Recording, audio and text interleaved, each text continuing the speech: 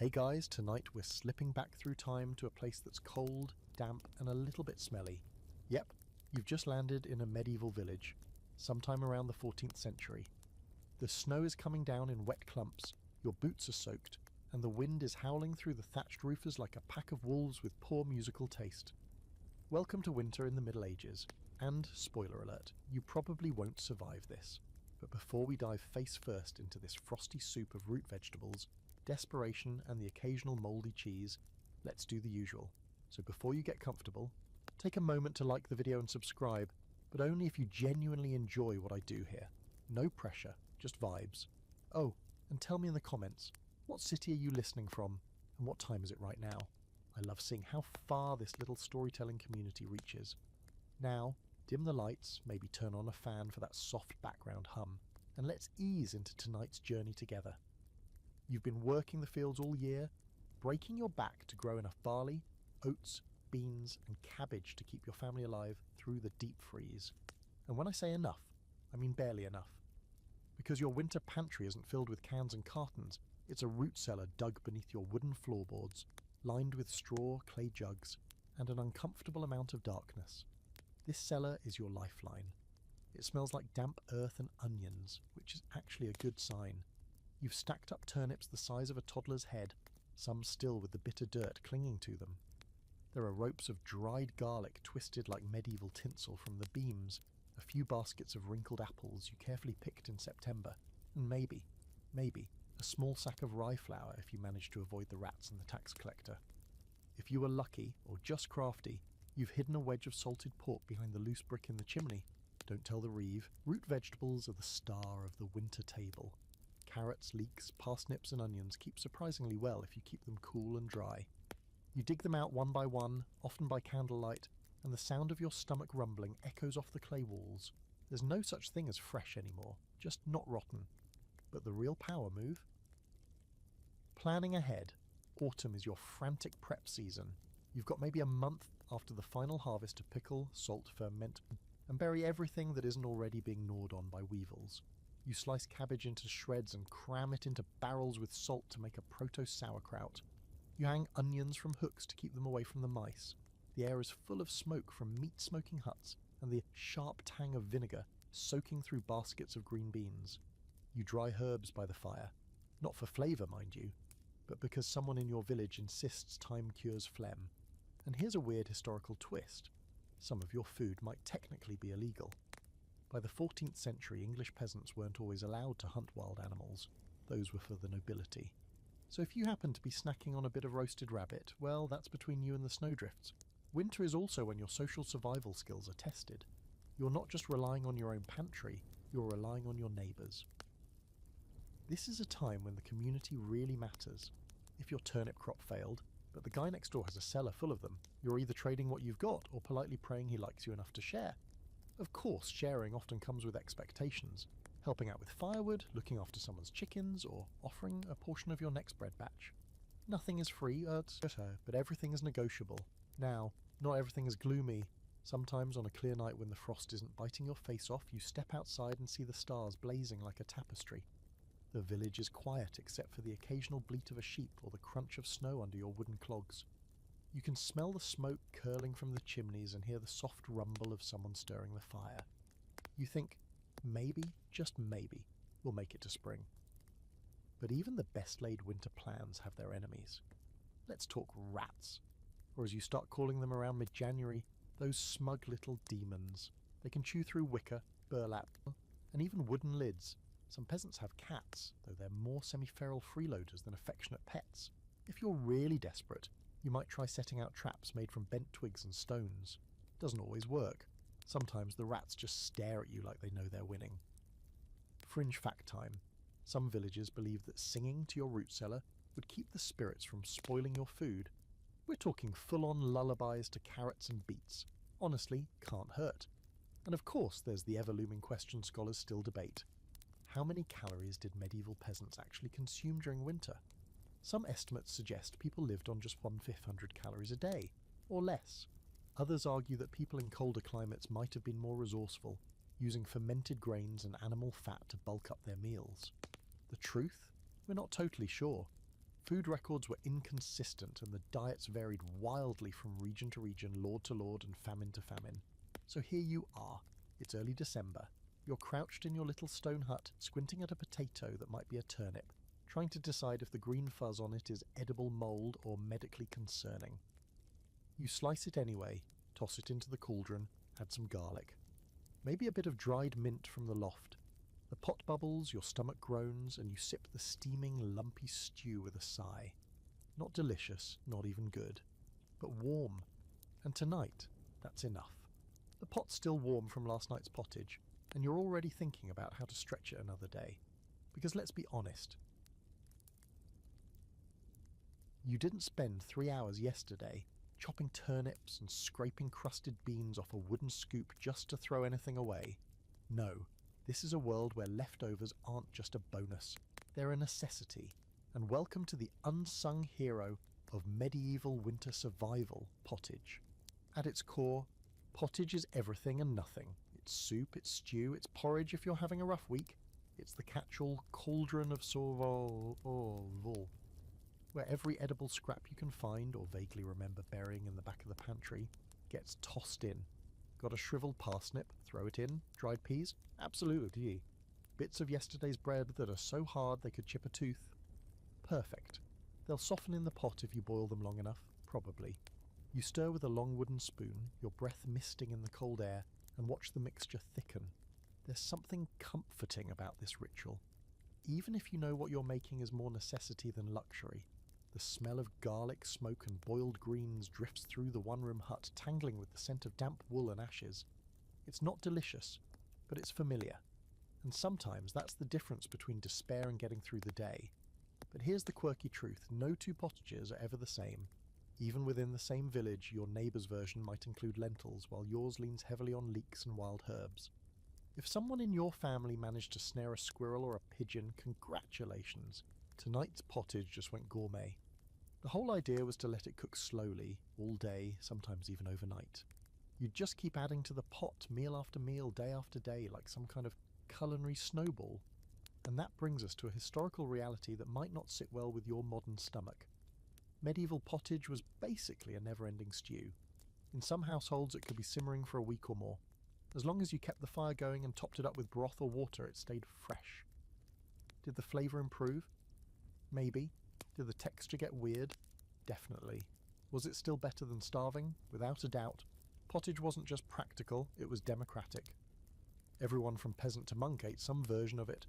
Sure, a noble's pottage might have saffron, raisins and chunks of venison, while yours has 3 turnip cubes and a suspicious bean. But conceptually, it was the same dish. It was what united people in hunger, in hardship, and in those long grey months when the sun forgot to show up. Now, let's talk grains. Because when you're making pottage, you need a filler. Barley was the favourite. It was hardy, affordable, and grew even in mediocre soil. Sometimes you'd use oats, which gave the stew a slightly creamy, gluey texture. Wheat was a luxury you almost never saw. Rye and spelt were more common, but again, it depended on your land, your lord, and the last 5 seasons of unpredictable weather. Grains bulked up the pottage and made you feel full, even if all you'd really eaten was a warm bowl of sadness with garlic. Every now and then, if you were particularly lucky or clever, you could jazz up your pottage with herbs. Wild sorrel, mint, thyme, or even nettles, once you boiled the sting out, added both flavour and trace nutrients. Medieval people didn't know the word vitamins, but they knew they felt better when they added green things to the pot. And if someone in the village had a small kitchen garden that survived the first frost, you might trade a skein of wool or a favour for a handful of fresh leaves. But of course the biggest variable was meat, or rather the conspicuous absence of it. Meat was rare. If your family owned a pig or a few chickens, they were precious beyond belief. You didn't just eat them, you waited. You fattened them through the summer and slaughtered them in late autumn, then preserved every usable bit for winter. Bones, cartilage, offal, nothing went to waste. Sometimes you get a bone with just enough meat clinging to it to flavour your pottage for a few meals. After that, the bone would still go back into the pot for as long as it released any essence. Who needs bouillon cubes when you've got centuries of desperation? A fun side note. Some superstitious households believed that if you stirred your pottage counterclockwise it would spoil faster. Was it true? Probably not. but if you lived in a world with no refrigeration and food that had to last 6 months, you wouldn't tempt fate either. Now here's a little historical debate for the scholars. Did peasants really eat so little protein during winter that they regularly suffered from deficiency diseases like kwashiorkor or pellagra? Some sources suggest yes, malnutrition was rampant, especially among children and the elderly. Others argue that peasants were more resourceful than we give them credit for, supplementing their diets with milk, eggs when available, and whatever they could scavenge. Again, the truth probably lies somewhere in the muddy middle, just like your dinner. You finish stirring, ladle out the pottage into a cracked wooden bowl and sit near the fire. It's thick, pale grey, with the occasional floating bean or sliver of carrot. Steam curls into your face, and for a moment you're warm. Your kids are already fighting over the crust of bread you saved to dip in it. The baby is chewing on a hunk of boiled root that looks like it used to be food. Your partner mutters something about how the stew tastes better than last time, and you both laugh, because it absolutely does not. Still, this meal, basic as it is life. It's heat, it's calories, it's salt and fibre and survival wrapped in one bubbling pot. You scrape your bowl clean and quietly hope there's enough left for tomorrow. Because in the medieval winter, every spoonful you get today makes tomorrow just a little bit easier. And tomorrow, of course, is another pottage day. You wake up before the sun again, because the sun's gotten lazy lately. It doesn't bother rising until well past breakfast, if you can even call the thing you're about to eat breakfast. The fire's gone out overnight, and the hearthstones are cold enough to sting your bare feet. You huddle into your rough wool tunic and shuffle over to the pantry, or rather the space in the wall that isn't a pantry but holds food anyway, and pull out the next staple of your winter diet, black bread. Let's get one thing straight. This is not the kind of rustic sourdough you'd pay $12 for at a hipster cafe. No one in your village is using a cast iron Dutch oven or Instagramming the crumb. This is black bread in the medieval peasant sense. Dense, dry, sour and gritty enough to make your molars cry. It's baked with rye or barley, sometimes oats if that's what grew last season, and stretched with ground up beans, acorns or even sawdust during really lean times. That's not hyperbole. Wood flour was a thing. You're eating filler that came from trees. The flour you use is coarse, because the village miller doesn't sift anything unless he's making bread for the manor. And speaking of millers, don't trust that guy. He's notorious for skimming a little off every sack of grain that passes through his stone mill. Everyone knows it, but no one dares accuse him outright. You just narrow your eyes and make sure he sees you counting your sacks. Still, you need him, and he knows it. Now back to your breakfast brick. You break off a hunk of black bread, dunk it in what's left of last night's pottage to soften it a bit, and chew. Slowly, carefully, because the bread's so tough it could be weaponized, and more than a few peasants have cracked teeth on stray bits of husk or stone from the grinding process. Bread like this isn't just food, it's a dental challenge. Still, for all its flaws, black bread is your main source of calories through the winter. You might eat it 3 times a day if you're lucky, sometimes dry, sometimes dipped in stew, sometimes toasted over the fire if you're feeling fancy, and it keeps, sort of. In the cold it goes rock hard, but it doesn't mould quickly. It's also portable, which means if you have to travel to the next village for firewood or some sort of tax dispute, always fun, you can shove a loaf into your satchel and gnaw on it like a very sad, very cold squirrel. Bread also has symbolic weight in your world. It's a sacred food, religious even. The Lord's Prayer asks for daily bread, not daily turnips after all. You cross yourself before baking, mutter a quick prayer before eating, and if you drop a piece on the floor, you don't toss it, you kiss it, brush off the dirt and eat it anyway. Because waste is not an option. Waste is death, just slower. Now here's something weird. The colour of your bread can literally tell someone your social status. The darker the loaf, the poorer the eater. Rich folks, lords, kept abbots, successful merchants prefer white bread made with fine wheat flour, something you might see once a year if there's a wedding or the manor throws a feast. Scholars still debate how often white bread made its way into peasant hands. Some argue that leftover manorial bread was sometimes redistributed. Others say the upper classes were too obsessed with showing off their soft, fluffy loaves to let the servants near them. But back in your little kitchen, there's no such thing as soft bread. Yours is more like a rye hockey puck. You slice it thin to make it last longer, using a knife that's seen better days, and also probably doubled as a hoof pick last week. It's got a sour tang from the wild fermentation.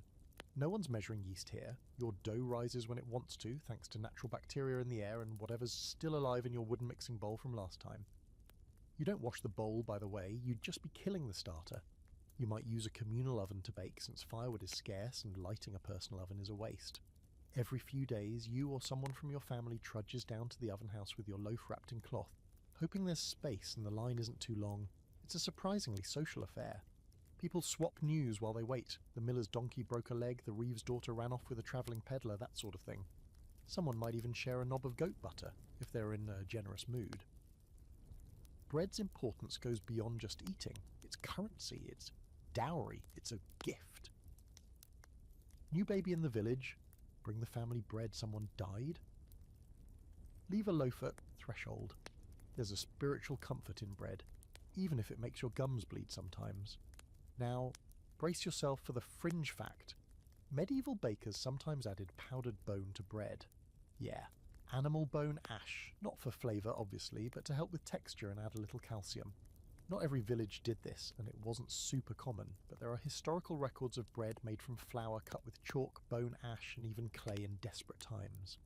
So the next time someone complains about gluten, just think about biting into a loaf made from bone dust and barley. There's one more scholarly debate that lingers here in Forest's crusty corners of medieval kitchens. Was bread always this grim, or have we over-romanticised the poverty of the past? Some researchers argue that peasant bread was nutritious and even tasty in its own way, high in fibre, full of natural fermentation, and satisfying. Others paint a much bleaker picture, with gritty, bitter loaves full of impurities and mould, especially in years of poor harvest. Again, it probably depended on your region, your soil, and your luck. But regardless of the academic squabbles, one truth holds firm in your calloused hands. Without bread, you'd be dead. It's the backbone of your winter diet, the glue holding your hunger at bay. You tuck the loaf back into the sack, wrap it tightly in a bit of old cloth and place it near the fire to keep it from freezing overnight. Then you glance out the door where the snow is piling up again and the wind's carrying rumours of a coming storm. You sigh, rub your hands together, and start thinking about the next loaf. Water. You'd think it'd be the easiest thing to come by in a medieval village surrounded by rivers, streams and snowbanks thick enough to lose a pig in. But here's the cold, soggy truth. Drinking water in the Middle Ages was risky. The stream down the hill, full of runoff from the sheep pasture. The village well might be clean, might be the reason old Merrick hasn't been seen in a few days. And snow? Sure, you can melt it, but it takes forever, burns precious firewood, and tastes like sadness and roof soot. So what do you drink instead? Ale, weak, cloudy, barely alcoholic ale, often called small beer, brewed right in your kitchen, if you're lucky enough to have barley in a cleanish bucket. It's not the hearty tavern brew you might picture when someone says medieval ale. No frothy tankards here, just lukewarm liquid, a little sour, and barely enough kick to get a toddler tipsy. And yes, toddlers drank it too. So did the elderly, the sick, the very pregnant, and the very religious. It was the everyday drink, safer than water and mildly nutritious. Hydration with a side of fermentation. You wake up, your mouth dry from the wood smoke and the salt in last night's pottage, and reach for the clay jug next to your bed. It's heavy with yesterday's ale, brewed with barley, boiled to kill off the bad stuff and left to cool by the hearth. You take a sip. It's warm, flat, tastes a bit like wet bread that forgot how to live, but it doesn't make you sick, and that's all that matters. You pass the jug to your partner, who shrugs and drinks without comment. No one's writing poetry about this beverage. The brewing itself is your job, or at least it falls to the women in most households. Every few days you boil a mash of barley or oats in a big iron pot, let it steep, strain it through a bundle of straw or a wicker sieve, and leave it to ferment for a day or two. No hops yet. Those are for the fancy folks or later periods. This is gruel ale, flavoured with herbs like yarrow, rosemary or whatever you have drying by the chimney. Sometimes you add a touch of honey if the bees didn't all die last summer. But most of the time you don't bother. The goal isn't flavour, it's safe fluid intake. And yes, you're basically operating a microbrewery in your kitchen, except instead of catering to beardy guys with tattoos and flannel shirts, your clientele is 5 exhausted family members who just dug up frozen parsnips for 3 hours. Fringe fact of the day, alewives, women who brewed ale, used to mark their homes with a broomstick above the door, not to sweep with, but to signal that fresh ale was ready. This, by the way, is one of the suspected origins of the witch with a broom image. Brewing, after all, was a mysterious, yeasty, bubbling process that involved herbs, cauldrons, and secret recipes, and if you were a woman making money off it, someone was bound to get suspicious. Now, let's not pretend ale was the only thing on the medieval peasant drink menu. There was cider too, if you lived near orchards. It wasn't exactly sparkling and sweet. It was cloudy, sour, and had a weird habit of growing a skin if you left it too long. But it packed more punch than small beer and made cold evenings a little less miserable. Wine! Ha! That was for monks and merchants. Maybe you tasted it once at a wedding or during mass, but it's not part of your daily life. The other option, of course, is herbal infusions. You gather dried chamomile, nettles, or mint, boil them in water and hope for the best. Sometimes it works, sometimes it tastes like licking a fence post, but when you're sick, it's all you've got. And hot drinks are a rare comfort, especially on nights when the frost creeps in through every crack in the wall and your blanket feels like a wet horse blanket that gave up. Scholars still argue about just how widespread small beer was. Some claim peasants brewed and drank it daily, with each household keeping a barrel or two on hand at all times. Others think it was more sporadic, something made only when grain was plentiful. The debate's still brewing, so to speak. But one thing's clear, water alone wouldn't cut it, not unless you like cholera. You finish your sip, set the jug down, and head outside to check the barrel where snowmelt's been collecting. Maybe you can boil a batch of something later. The air hits your face like a slap, sharp and clean and bitter. Your breath fogs in front of you as you lean over the barrel. A thin layer of ice covers the top. You break it with your knuckles and scoop out a tin cup's worth. It's freezing, obviously, and tastes faintly of moss and wood. You spit most of it out. Stick with the ale. Later in the day, you'll trade a lump of bread for a scoop of someone else's brew.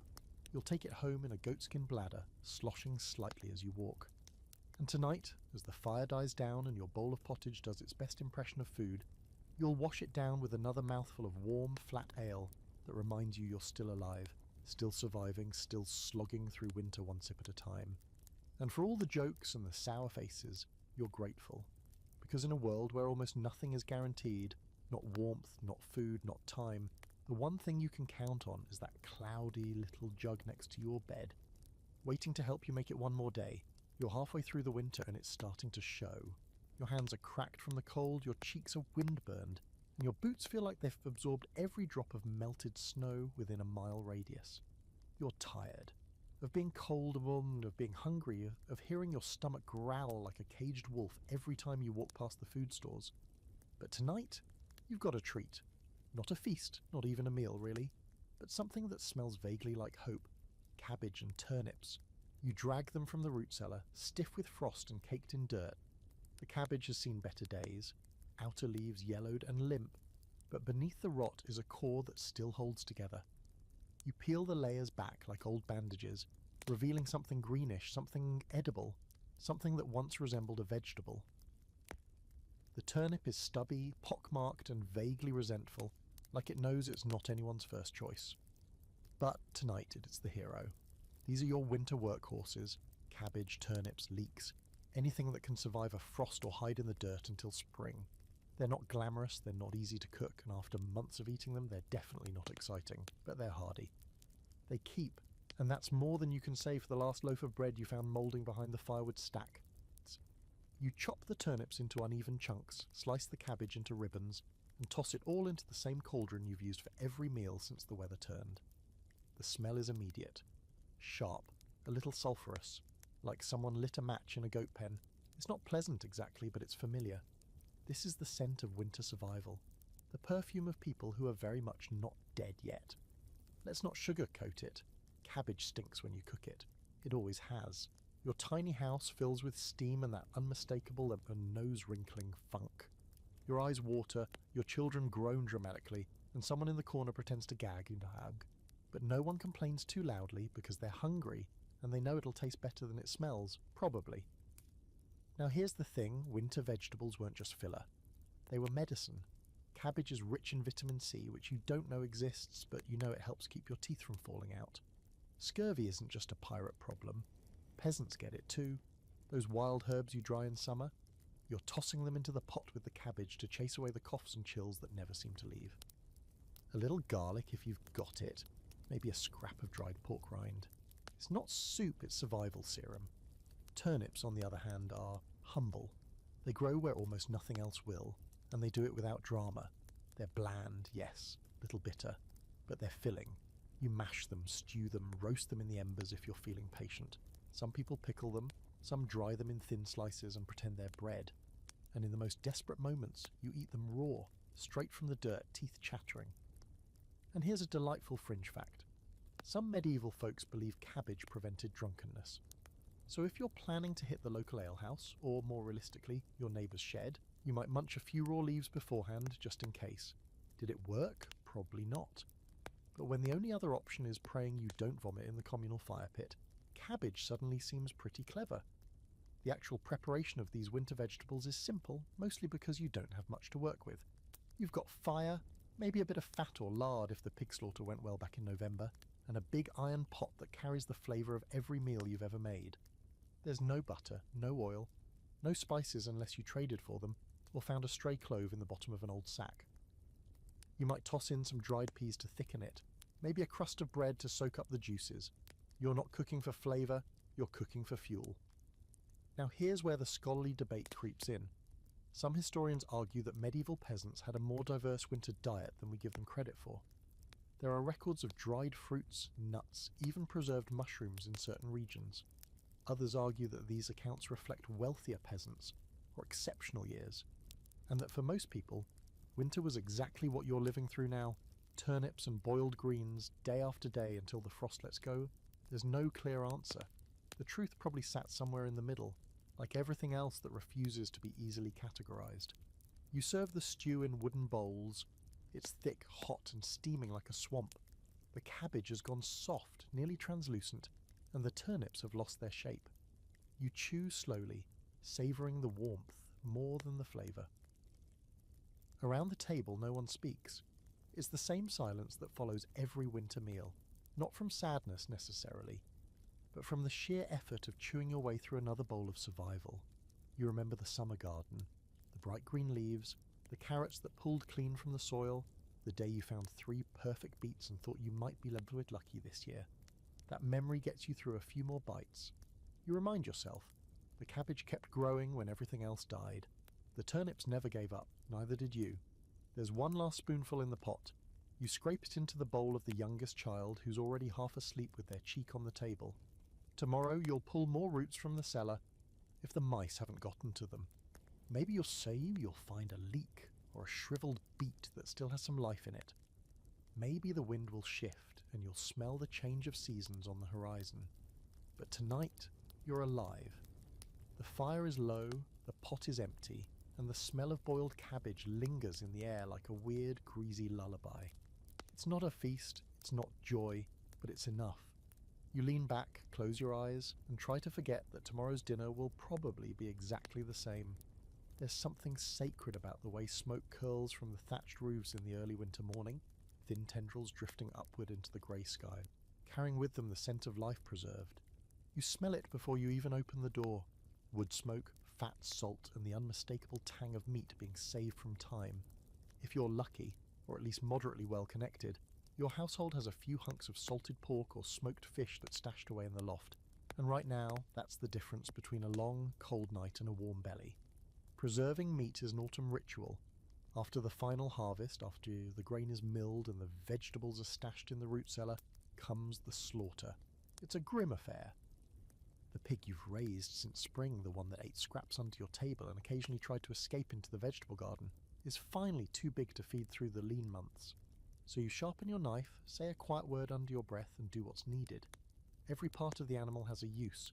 The blood becomes sausage, the skin becomes shoes or soap, the bones become broth, and the fat, well, the fat is gold. Most of the meat is salted. You pack slabs of pork into wooden barrels with layers of coarse salt, pressing it down until the liquid seeps out and forms a brine. The salt draws out moisture, and with it, the risk of spoilage. Then you store the barrel in a cool place, the cellar, the shed, the stone corner of the house that never quite warms up, even with the fire roaring. Some of it you smoke. And this is where the magic happens. Your smokehouse is little more than a hut or a corner of the house with a vented roof and a fire pit on the floor. You hang the meat from the rafters, strips of pork belly, sausage links, maybe even a side of bacon if the butcher was generous. The fire is kept low and steady for days, even weeks, depending on how much you're preserving. The smoke seeps into everything, your clothes, your hair, the walls, or It stains the meat a deep ruddy brown, hardens the outside, and infuses it with a flavour that almost tastes like victory. You only eat it sparingly, a little piece in your pottage, a sliver fried over the fire when someone's sick or you're celebrating a holy day. Meat is a luxury, not a staple. Every bite is rationed with almost religious precision. You know exactly how much you have left and how long it needs to last. If you're reckless in January, you'll be crying over empty barrels in March. And here's the quirky side note you didn't expect. Some medieval people used the same smokehouse for fish, herbs, and even cheeses. So your bacon might come out tasting faintly of trout and thyme. Not ideal maybe, but when you're just trying to not die, a little flavour cross-contamination isn't your top concern. In some villages, meat preservation is a communal event. Everyone gathers to slaughter, salt and smoke. It's bloody, loud and exhausting. But there's also a strange sense of celebration to it. Because this isn't just about survival. It's about preparing for the time when everything else disappears under snow and silence. Children carry buckets of entrails to the compost heap. Dogs circle the edges of the crowd, hoping for scraps, and the elders sit by the fire, offering advice no one really asked for but everyone listens to anyway. Not everyone has a pig. If you're poorer or just unlucky, you might rely on catching small game. A rabbit, a bird, maybe even a hedgehog wrapped in clay and baked in the coals. That's not a joke. Hedgehog was considered fair game, especially among the really hungry. It tastes apparently somewhere between chicken and regret. And then there's the fish. If you live near a stream or lake, you've got access to eels, trout, pike, or whatever else you can coax out of the icy water. Salted or smoked, they'll last a while. Fresh, only if you catch it, gut it, and cook it the same day. And don't even think about storing it without preserving it, unless you want to invent a new type of plague. A common trick among the more cunning villagers is to offer preserved meat as a bargaining chip. One slice of smoked pork could buy you a new pair of woolen socks. A bit of sausage might get you a dozen eggs from a neighbour whose chickens are still laying. It's currency with flavour. If you're a good butcher, or at least a passable one, you hold a kind of seasonal power. You can trade, you can hoard, and you can feed your family when the pottage is nothing but boiled weeds. This leads us into one of the more heated historical debates. Just how much meat did medieval peasants actually get to eat? Some sources argue it was rare, only a few times a month, maybe even less in bad years. Others claim it was more common, especially in regions with abundant livestock and fewer restrictive hunting laws. The truth again is muddy. It depended on your lord, your land, your harvests, and whether or not you could hide a pig from the reeve. But one thing is universally agreed upon. When meat was on the table, it was cherished. You reach into the hanging basket by the hearth and pull down a thin curling strip of dried sausage. You cut it with your belt knife slowly, reverently, and drop it into the pot. It sizzles for a moment, releasing a smell that makes everyone in the room suddenly sit up straighter. Even the baby, barely old enough to chew, starts drooling. You stir the pot, watching the fat melt and swirl through the watery broth. It'll add just enough richness to make tonight's meal feel like something special. Not a feast, but a warm memory in the making. As you settle down for the evening, you take a bite and let the smoky saltiness spread across your tongue. It's chewy, intense, and gone too fast. But for a moment, it makes you forget the cold creeping in through the door cracks and the wind howling down the chimney. You close your eyes and think about the smokehouse, about the fire that never goes out, the meat hanging like promise in the rafters, and the knowledge that you've still got a few good meals left. At least for now. It's late evening, and the cold has started to settle into your bones in that way it does when the fire's low and your blanket's damp at the corners. You reach for something, anything that still feels like a comfort. Your hand fumbles through the shadows of the loft above the hearth, brushing past ropes of dried herbs and a broken lantern, until your fingers land on something hard, round, and blessedly familiar. Cheese. You pull it down like a relic from a lost world. This isn't the soft, creamy wedge you'd toss on a cracker at a modern party. No brie, no cheddar, no delightful drizzle of honey. What you've got is a wheel of hard, dry, sharp-smelling cheese that could double as a weapon if someone annoyed you during dinner. It's a farmhouse cheese aged for weeks or even months, dried out until it's nearly indestructible. The outside is crusted with dust and maybe a little cobweb. The inside, though, is dense and golden, with a flavour that bites back. This cheese was made back in late summer or early autumn, when the cows and goats were still producing good milk. You spent hours stirring that milk over a low fire, adding rennet, usually scraped from the stomach lining of a calf, and watching as it curdled and separated. Then came the draining, the pressing, the salting, and the patience. Lots and lots of patience, because the fresher cheese, the soft stuff, that's long gone, eaten before the first frost. What's left is the hard aged stuff that survives deep winter like a cranky old man who refuses to die.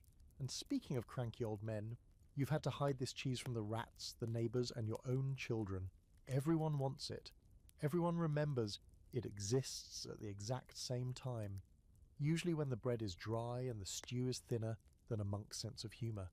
You keep it wrapped in cloth, stashed up high where the loft stays cold and the air is dry. If you're extra paranoid, you might hang it from a rope to keep the mice off. That is, assuming the rope hasn't been repurposed to hold up a pair of woolen trousers or a cradle. Tonight you shave off a few curls of it with your knife. It resists at first, hard cheeses don't like to be disturbed, but eventually it yields. The smell is sharp, nutty, maybe even a little funky. The taste? Strong, salty, with the kind of intensity that makes your eyes widen a little and your stomach growl in anticipation. You drop a few curls into your bowl of cabbage and oat stew, and just like that, the meal transforms from sad and steaming to tolerable and steaming. In truth, cheese might be the closest thing you get to luxury this time of year. Not just because it's rare, but because it's yours. You made it, or at least someone in your household did. That same cheese might show up at the manor table in a fancier form, wrapped in herbs, flavoured with garlic or onion, served with dried fruit. But the soul of it is the same, milk transformed by time, effort and salt. And that brings us to a fascinating fringe fact. In some regions, people believe that cheese could absorb evil spirits. No, really. Some households would place cheese in the corners of rooms or in the cradle of a newborn, believing it would protect against illness and misfortune. Was this practical? No. Did it keep people busy during the long, boring days of January? Absolutely. There's also the matter of cheese taxes. Yes, those existed. Some manors demanded a portion of your dairy output as part of your feudal dues. 1 cheese wheel for the lord, 2 for the church, and whatever crumbles were left went back to your family. It wasn't unusual for peasants to hide cheese the same way they hid grain or salted meat. The manor steward didn't need to know about all your wheels, just the ones you let him see. Now, scholars continue to debate just how much dairy peasants consumed in winter. Some argue that most of the milk went to infants or the sick, and cheese was relatively scarce. Others believe that hard cheese was common enough, especially in dairy-heavy regions like Normandy, Flanders, or certain parts of England where cows were abundant and the pastures stayed viable longer into the season. Again, it varies because medieval life was nothing if not inconsistent. Still, for your little household, this cheese is a treasure. Not just food, but proof that you thought ahead, that you planned, that in the dog days of summer, when the sun still felt like a friend and the grass was soft underfoot, you took time to turn milk into something that could last. And now here you are, standing by the fire, breaking off tiny pieces and savouring each one like it's a coin of gold. You offer a piece to your partner who grins and takes it with the kind of reverence usually reserved for saints or strong drink. Even the kids get a few shavings tonight, which sparks a brief argument that you settle by threatening to hide the rest in a snowdrift. They believe you because you've done it before. The fire cracks. The wind presses against the door. Outside, everything is frozen. Inside, the room smells faintly of smoke, wool, and cheese. You lean back on the bench, close your eyes for a second, and remember the cow that gave you the milk, the hours spent stirring and straining, the sunlight that poured through the window while you salted the curds. That moment feels impossibly far away now, but somehow you brought it with you, in a wheel of cheese wrapped in cloth and aged by time and stubbornness. Tonight you won't go to bed hungry. You'll go to bed tasting something sharp and familiar and real, and for now, that's enough to keep the cold at the door and the fear at bay. You wake to the sound of wind clawing at the shutters and snow piling itself stubbornly against the door. The fire's down to its last ember, barely throwing light, and your breath fogs in front of your face as you sit up, wrapped in every layer of wool and linen you own. There's no meat left in the pot, no fresh bread on the table, and the last of the cheese was rationed last night with theatrical care. So now, it's time for Plan B, or rather Plan F, forage. Yes, you're about to head into the snow-covered woods to dig around like a hungry squirrel, hoping to find something vaguely edible beneath the frost. Welcome to medieval foraging in winter, a task that's equal parts desperation, memory, and dumb luck. You wrap a scarf around your head, stuff some cold oats into your claw mouth, dry and gritty. but it gives you the illusion of breakfast. And step outside. The cold hits you like a brick wall. Everything's grey, the kind of bone-deep grey that makes your soul feel damp. The path is barely visible, your boots crunch over frozen mud, and somewhere off in the trees, a raven croaks like it knows you're probably going to trip on a log and faceplant. But you know these woods. You've walked them since childhood, back when winters felt magical instead of cruel. You remember where the wild garlic grows in spring, where the stinging nettles are thickest and which trees drop the best nuts. And while the good stuff is long gone now, not everything is lost beneath the snow. You start with the usual suspects. Under the edge of the forest where the sun occasionally kisses the ground, you brush away the snow with a stick and find dandelion roots. Tough, bitter, and shaped like angry carrots, but full of whatever the body needs when the body's had nothing but cabbage and barley for 3 weeks. You yank up 3, toss them into your sack and keep going. There's also burdock root. More work to dig out, but it's edible if you boil it for long enough to forget how much effort it took. You spot the curled up remains of wild sorrel and chickweed under a fallen log, and for a moment, you feel like some sort of snowbound herbalist instead of a desperate peasant with cold fingers and a growling stomach. The wind howls through the trees like a warning, but you push on.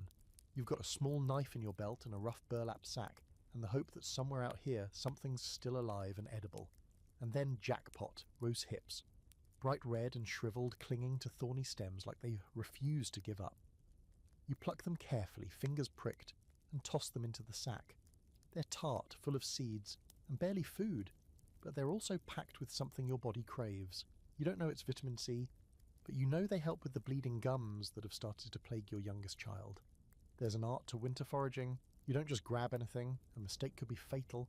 Mistaken mushrooms, poisonous berries, roots that look like parsnips but taste like regret and death. You tread carefully, trusting your memory and your gut. Still, you always carry a little bundle of charcoal just in case. If someone eats something questionable, a few burnt sticks mixed into water might help. Or not. It's medicine by trial and error. And now for the fringe fact of the day. In some areas, people believed that foraging in winter was dangerous not because of the cold, but because the forest spirits were more active. Starving, bored and bitter, just like you. Some villagers would leave offerings, bits of bread, scraps of wool to pay for what they took from the wild. A superstition, sure, but when the snow's up to your knees and the trees look like they're watching you, maybe a little ritual feels reassuring.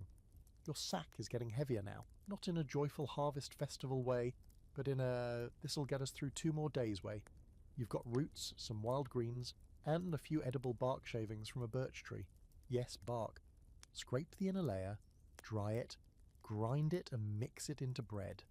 It's not delicious, and it makes your teeth feel weird, but it bulks up the dough and keeps your stomach quiet. On the way home, you pass a toby-covered clearing and spot tracks, rabbit maybe, or squirrel. You don't have a snare set here, but you make a mental note. If the snow stays soft, you might be able to trap something later this week. And yes, you'll eat the whole thing, organs, bones boiled into broth, even the brain if you're feeling brave. Nothing goes to waste when winter is your enemy. Now here's where scholars disagree. How common was foraging in winter, really? Some argue it was a rare last resort behaviour done only by the poorest or most isolated. Others believe it was a regular supplement to the medieval diet, especially in areas where game was scarce and grain stores were low. The truth? Probably both. Depending on where you lived, and how often famine knocked on your door, heading into the woods with a knife and a prayer might have been part of your weekly routine. You return home, face numb and sack full. Inside, the fire has been coaxed back to life, the children are still bundled in furs, and your partner is poking yesterday's stew with a stick like it might bite back. You upend the sack onto the table with a grunt. Roots, greens, bark, berries. Not exactly inspiring, but enough.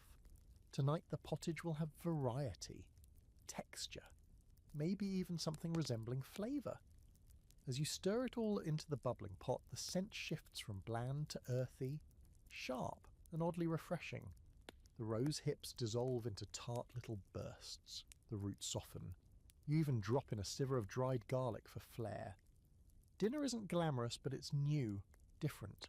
And in the middle of a winter that seems determined to drag on forever, different feels dangerously close to joy. You sip the broth, warm and bitter.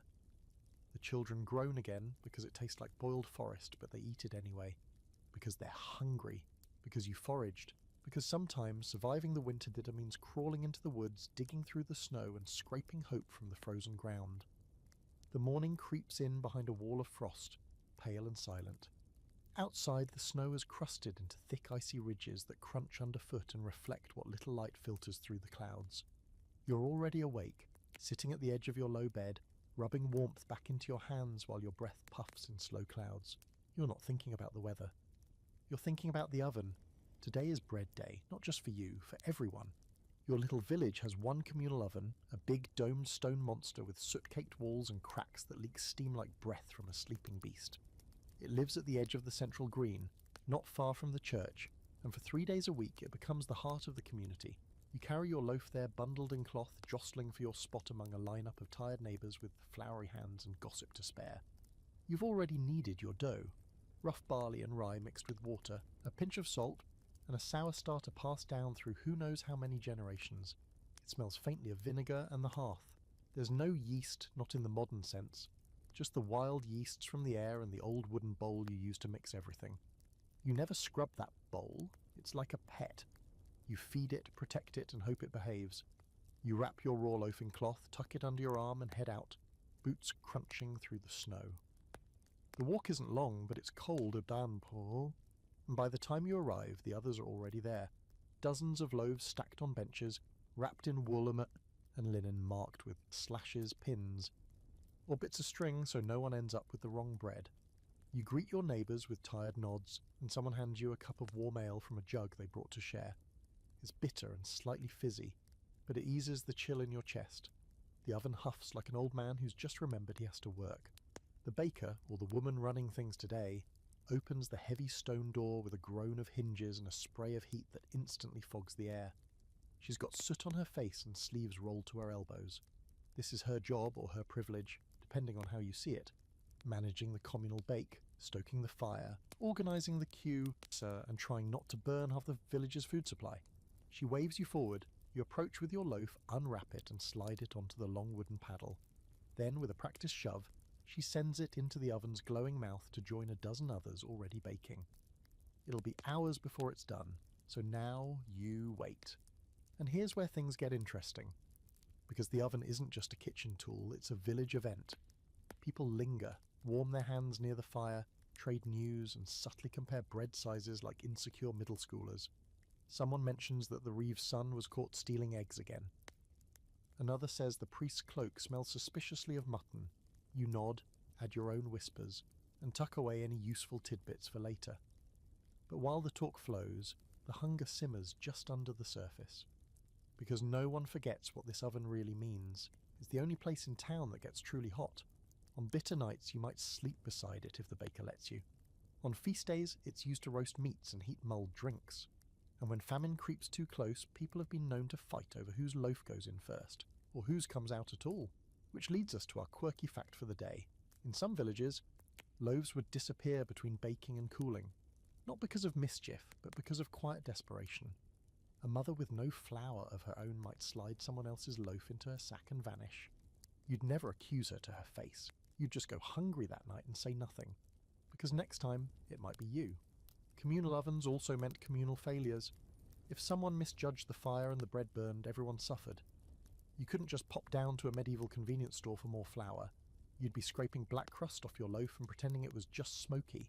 And if the oven cracked, or God forbid, collapsed under its own heat, you'd be out of luck for weeks. There's a scholarly debate around just how widespread communal ovens really were. Some historians argue they were common in tightly packed medieval villages, especially in France and parts of Italy. Others claim they were less frequent in remote English hamlets, where each household might try to maintain their own baking setup. The truth, like the fire, flickers, but here, in your village, this oven is a lifeline. As the sun begins its lazy descent behind the trees, the smell of bread fills the air, earthy, nutty and warm. Your stomach groans in response, and everyone around you shifts slightly, eyes on the oven like cats watching a mouse hole. The baker pulls loaves out one by one, setting them on the cooling boards, calling out their owners. You step forward when yours is lifted, hot and perfect, with a cracked crust and golden edges. You wrap it quickly, trying not to cry from the heat on your fingers. At home, you cut into it before it's fully cooled, even though you know you shouldn't. The crust is dense but inviting, and the inside is a bit damp, common with this kind of grain, but it smells like triumph. You don't even spread anything on it. You just eat it bite by bite, steam rising as your family gathers around, eyes wide, mouths open, hands reaching. It's not a feast. It's not enough to fill your bellies for more than a day, but for a few hours there's warmth, fullness, and the comfort of something earned. Tomorrow the snow will fall again.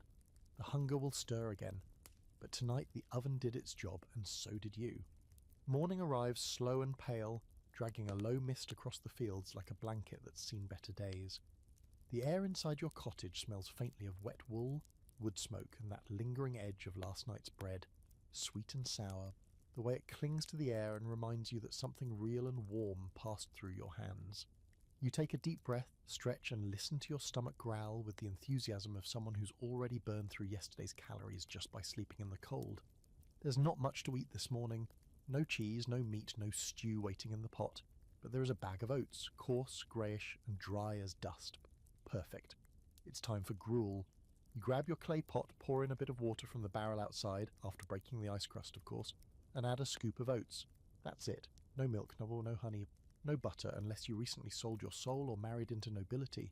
Just water and grain boiled until it reaches that special consistency known as sludgy, and stirred with a stick that probably doubles as a doorstop.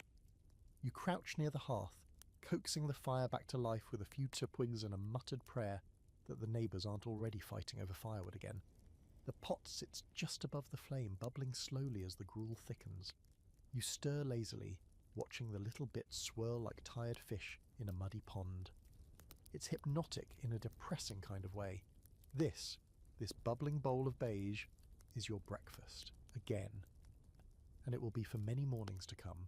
Gruel, porridge, mush. Call it what you want, it's the medieval peasant's first line of defence against freezing to death on an empty stomach. It's cheap, filling, and easy to make in large batches, which is helpful when you have 4 children, 2 elderly relatives, and a dog that might also be eating more than its fair share. You spoon some into a bowl, wooden, cracked at the rim, and blow on it before taking a bite. It's bland. So bland. Like eating soggy paper that once met a grain silo in a past life. But it's warm, and your belly welcomes it like a lost friend. You chew slowly, even though there's really not much to chew, and feel the faintest sense of comfort begin to rise in your chest. The children complain as they always do. They want pottage. They want bread. They want apples. You remind them, gently but firmly, that gruel is what keeps them upright and that ungrateful kids get the bowl with the burnt bits stuck to the bottom. They eat in silence after that. Gruel isn't just food, it's a strategy. You make it in the morning because it gives your body something to run on for the hard, cold labour ahead. Chopping wood, mending fences, hauling water, shoveling snow off the pig pen roof. You make it because it's fast and efficient. And you make it because oats, blessedly, store well in the winter, provided the mice haven't turned your sacks into a hotel. Historically, oats were the go-to grain in much of northern Europe. Unlike wheat, they don't mind poor soil or cold, wet weather. They grow where little else does. Some scholars argue that oat gruel was consumed more regularly than any other dish in certain regions. Scotland, parts of Ireland, even the colder corners of England. Others claim that barley or rye porridge was more common. It all depended on your location, your climate, and your lord's whims. But in your house, it's oats. Sometimes, if you're lucky or clever, you can stretch your gruel with other scraps, leftover pottage, a bit of dried fruit, maybe even a spoonful of animal fat stirred in to boost the calories. On feast days, you might sprinkle a few spices saved from last year's market fare, cinnamon or nutmeg if you've somehow tricked the universe into being kind. But today, no frills, just oat paste and survival. Now here's your quirky fringe fact. There are medieval records of people baking leftover porridge into cakes, letting them harden and carrying them as travel rations. So yes, portable gruel cookies were a thing. They were rock hard, bland, and probably tasted like regret. But they got the job done. If you're heading to the next village for work or pilgrimage, or because someone insulted your goat and you need to confront them, you might take a slice of gruel loaf with you in your pack. As the morning unfolds, you scrape the pot clean, soaking the crusty bits in water for tomorrow's batch. Waste nothing. That's the golden rule. The children drift off to do their chores, collecting kindling, checking the chicken hutch, seeing if the snow has buried the well again, and you stare into the flames, feeling the dull weight of a belly that's full but not satisfied. Breakfast like this doesn't bring joy, it brings fuel, and sometimes that has to be enough. Still, in your quieter moments, you dream of variety, of eggs, of soft cheese, of baked apples with honey. You remember your grandmother's stories about milk puddings and berry tarts, made only once a year but talked about for months afterward. Those feel like fairy tales now. You tell them to your kids anyway. Because here's the thing about gruel. As awful as it is, it's a blank canvas. And in the darkest days of winter, even a little hope goes a long way. A wild herb, a stolen apple, a memory of better seasons. All of it can find its way into that pot. You finish the last of your bowl, wipe your mouth on your sleeve, and set the spoon down with a sigh. The fire needs feeding. The roof needs mending. The snow needs shoveling. And tomorrow the oats will be waiting again, just like you. You're elbow deep in melted snow and split kindling when the church bell rings, a slow, hollow clang that rolls through the village like a yawn. Not the sound of danger or urgency.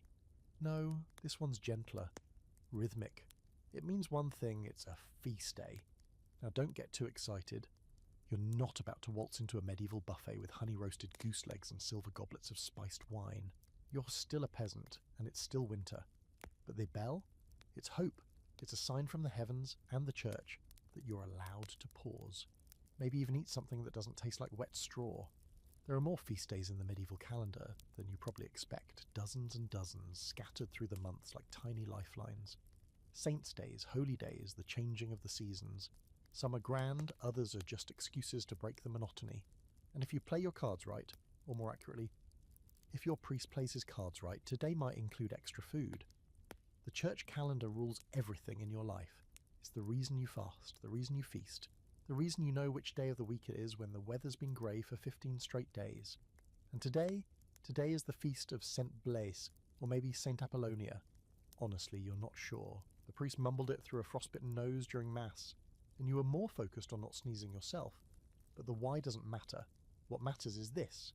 There will be food at the church hall, nothing extravagant, just whatever has been scraped together by the villagers and blessed by the priest.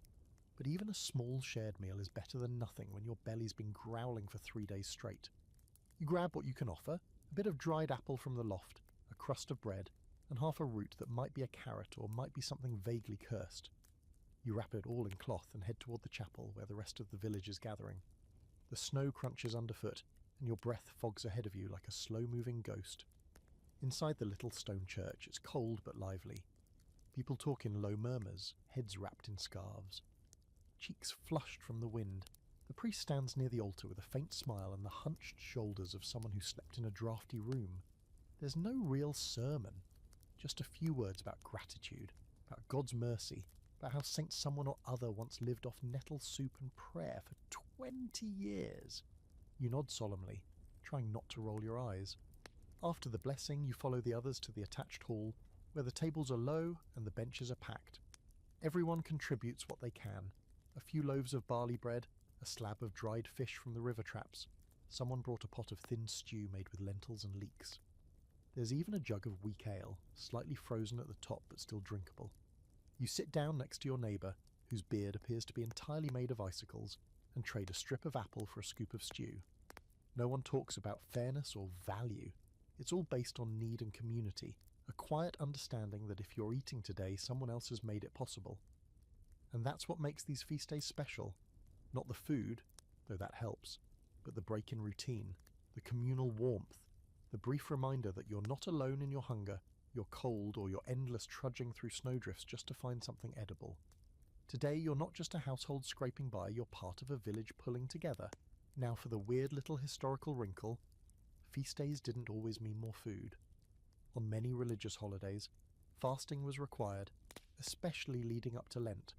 So you might find yourself celebrating the feast of a saint while being explicitly forbidden from eating meat, dairy, or eggs. Medieval logic, right? Celebrate with less. But in practice, people often found loopholes.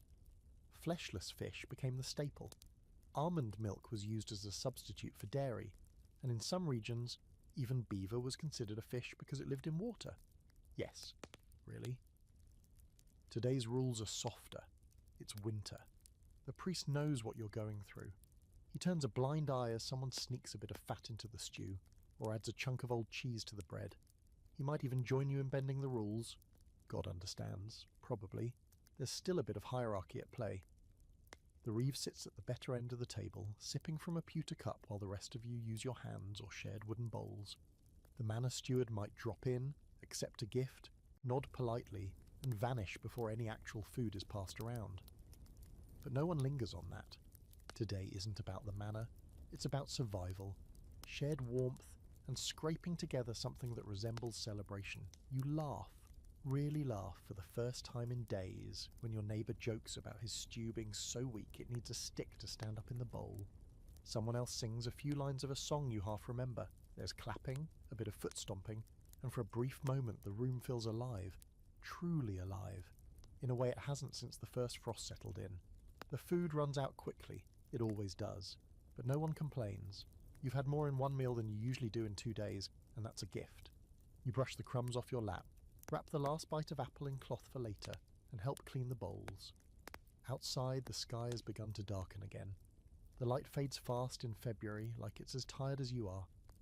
As you walk home, full and slightly tipsy on warm ale, you feel something close to contentment settling into your chest. Not happiness, not exactly, but something warmer than mere survival. A reminder that in a world built on frost, famine and feudalism, sometimes a shared meal and a laugh in a cold church hall is enough to keep going. Tomorrow you'll go back to boiling oats and rationing turnips, but tonight you feasted. Kind of. And in the deep grey of winter, kind of is more than enough.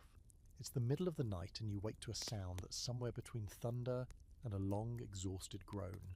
No, it's not the sky cracking or the cottage roof caving in under snow. It's your partner, or possibly you. It's hard to tell anymore, because when you eat nothing but beans and peas for 4 days straight, your house starts to sound like a choir of very unhappy bagpipes. Congratulations, you've officially entered the legume portion of winter. Legumes are your unsung heroes. Beans, peas, lentils, dry, durable, and packed with enough protein to keep your muscles from eating themselves. You've got a whole sack of them hidden in the corner behind the firewood, carefully protected from moisture, mould, and the ever-curious rats. They don't spoil, they don't shrink, they don't taste like much either, but you're not in this for flavour, you're in it for fuel. This morning's meal is a pea pottage. Not glamorous, but filling. You scoop out a handful of dried green peas, wrinkled, chalky, and suspiciously dusty, and dump them into the pot. They need hours to soften, so you start early, stirring them with a stick while you add a few scraps of onion peel, a pinch of salt, and the last of the turnip greens. If you have a pork bone left from last week, even just one you've already used 3 times, you toss it in for flavour. It's like tea, meat tea. As it simmers, the familiar earthy smell of legumes takes over the house. It's a little sour, a little comforting, and after the 3rd day in a row, a little demoralising. You've chewed through every bean-based variation you can think of. Mashed peas, boiled beans, split pea gruel, legume pancakes.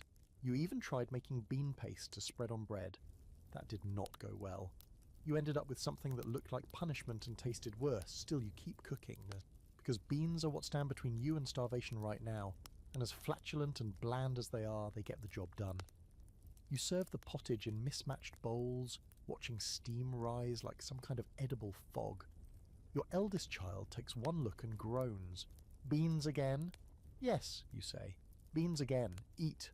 They do, grudgingly. No one's thrilled, but no one's fainting either. You call that a win. Now, here's the weird part. In the medieval world, beans had a reputation, not just as poor people's food, but as dangerous food. Some people believed they were hard to digest because they were created before the fall of man and hadn't been properly cleansed like other crops.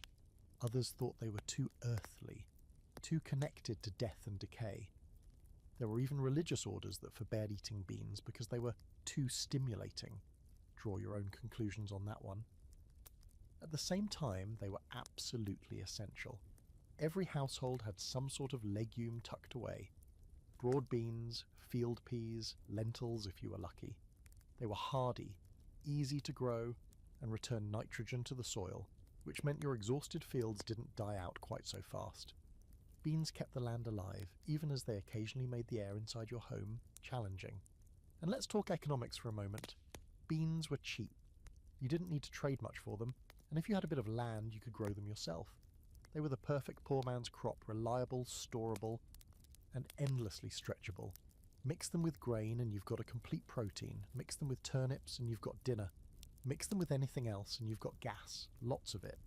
There's a popular modern image of medieval peasants as people who had no idea about nutrition, but that's not entirely fair. You don't know why beans are good for you, not in a biochemical way, but you know they make you stronger, you feel fuller longer, you have more energy when you eat them. And in the middle of February, when everything hurts and the days refuse to get longer fast enough, that matters. But here's where things get uncomfortable. When famine truly strikes, when even the legumes run out, the desperation deepens.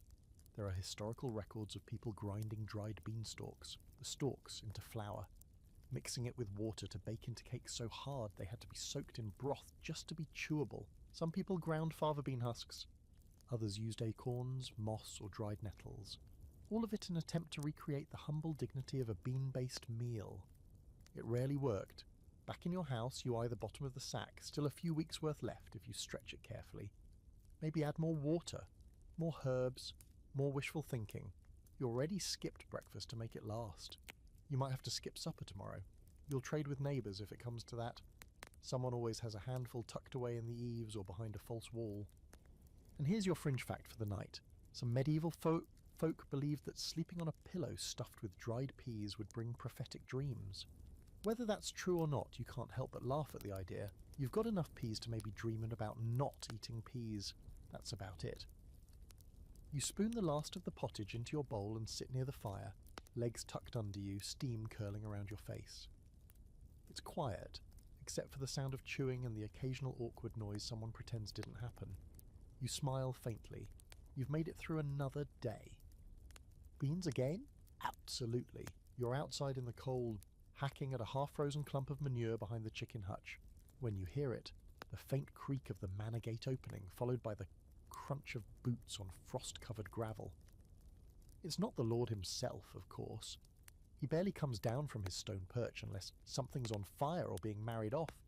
No, this is his steward, or maybe the head cook's scullion, making the rounds with a sack over his shoulder and the bored look of someone who believes they're above the village but still below the stairwell to real power.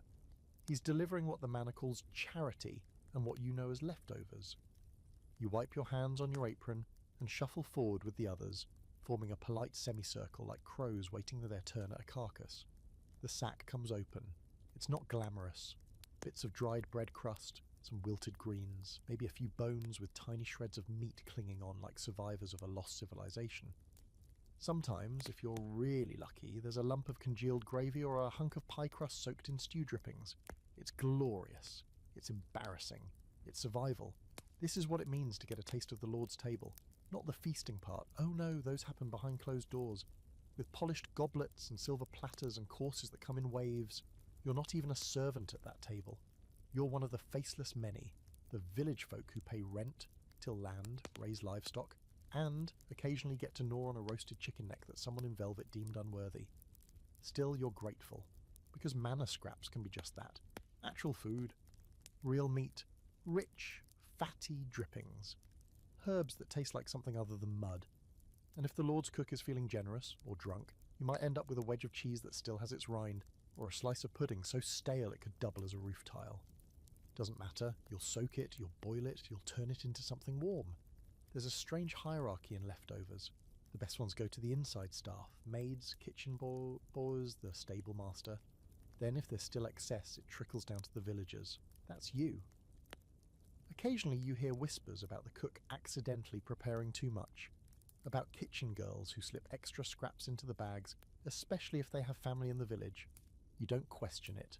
You just nod in quiet thanks and step back, clutching your prize like treasure. What you get today is a lump of meat fat and a piece of barley bread so old it could be considered prehistoric.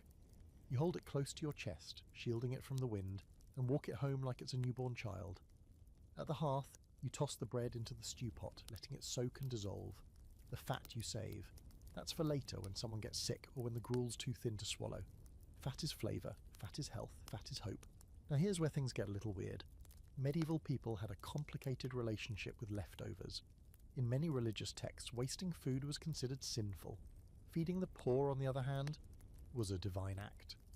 So these scraps you receive, they're not just discarded kitchen trash, They're technically part of the Lord's salvation strategy.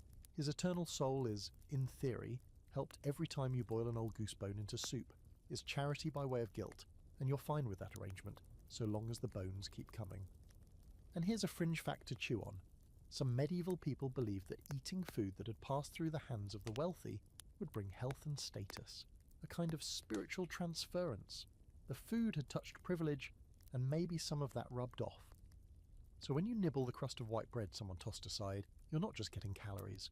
You're tasting the edge of a better life, sort of. There's a particular kind of feeling that comes with eating another person's leftovers. Not shame exactly, but something adjacent. A reminder that someone ate first and better and laughed while they did it. That their scraps are your supper. You try not to let that feeling stay too long. You've got children to feed, and they don't care where the meat came from, only that it's here now and steaming in the bowl. There's also the occasional surprise. One time, the Lord's kitchen threw out a pie by mistake, an actual meat pie half intact. The crust was broken and the filling had spilled out, but you would have thought it was Christmas in March. You carried that mess home like it was a crown jewel, heated it over the fire, sliced it thin to make it last. You told stories about it for weeks.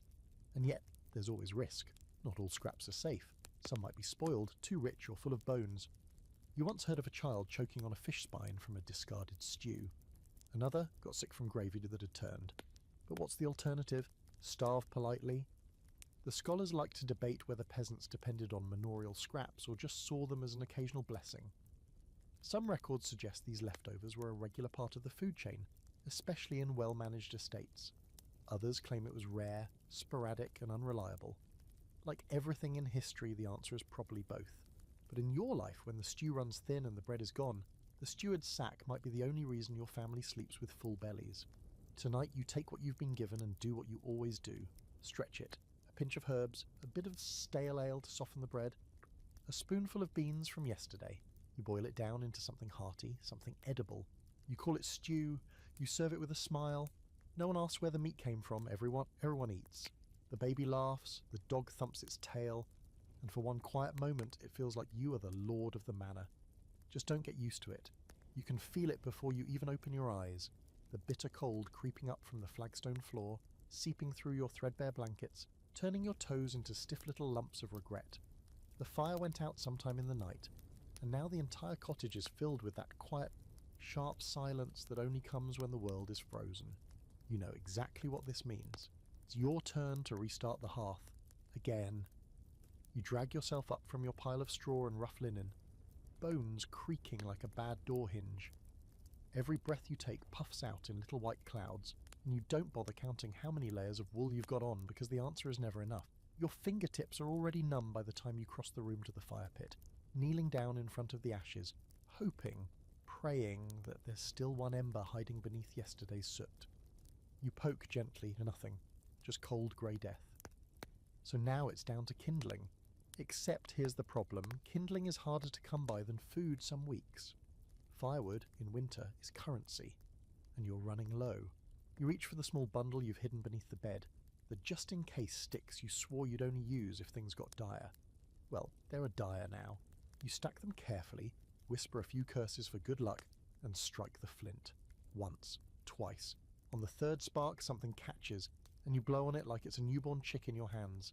The flame curls up, catches the smallest twig, and flares to life. You've done it. The hearth groans back into existence, and slowly the bitter air begins to shift. Now comes the other daily battle, fuel rationing. You don't have endless logs stacked outside, that's for the wealthy, or the woodcutter's family, or people who live near a dense forest and don't mind risking a frostbitten finger for an extra bundle. You've got twigs, some bark, maybe a bit of dried animal dung if you're really desperate. And if your children ever suggest burning their wooden toys again, you might just do it. Heating the house is only half the job.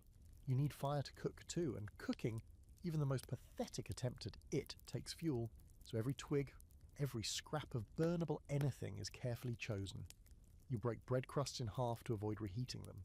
You soak hard beans overnight to cut down on boiling time. If the pot can simmer while you sleep, it does.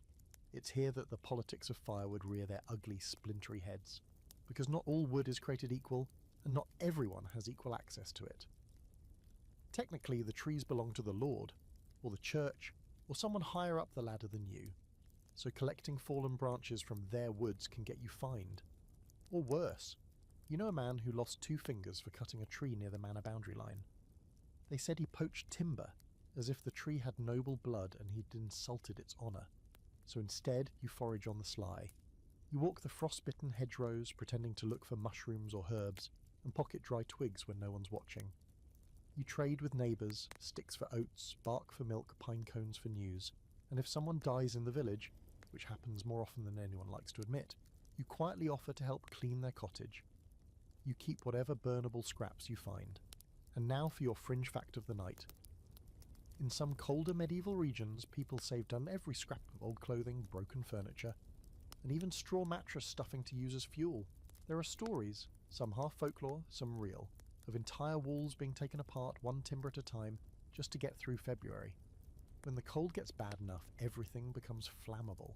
There's another layer to this, the kitchen itself, if you even have a kitchen. Many peasant homes had a single fire pit, usually built into the floor or a raised hearth at the centre of the main room. You cooked, heated, and lived around it. If the fire died, everything else followed. And heaven help you if smoke started pooling inside. Chimneys were rare, especially in the poorer houses. Most people relied on holes in the thatch to let smoke escape, holes that also let in snow, wind, and the occasional curious bird.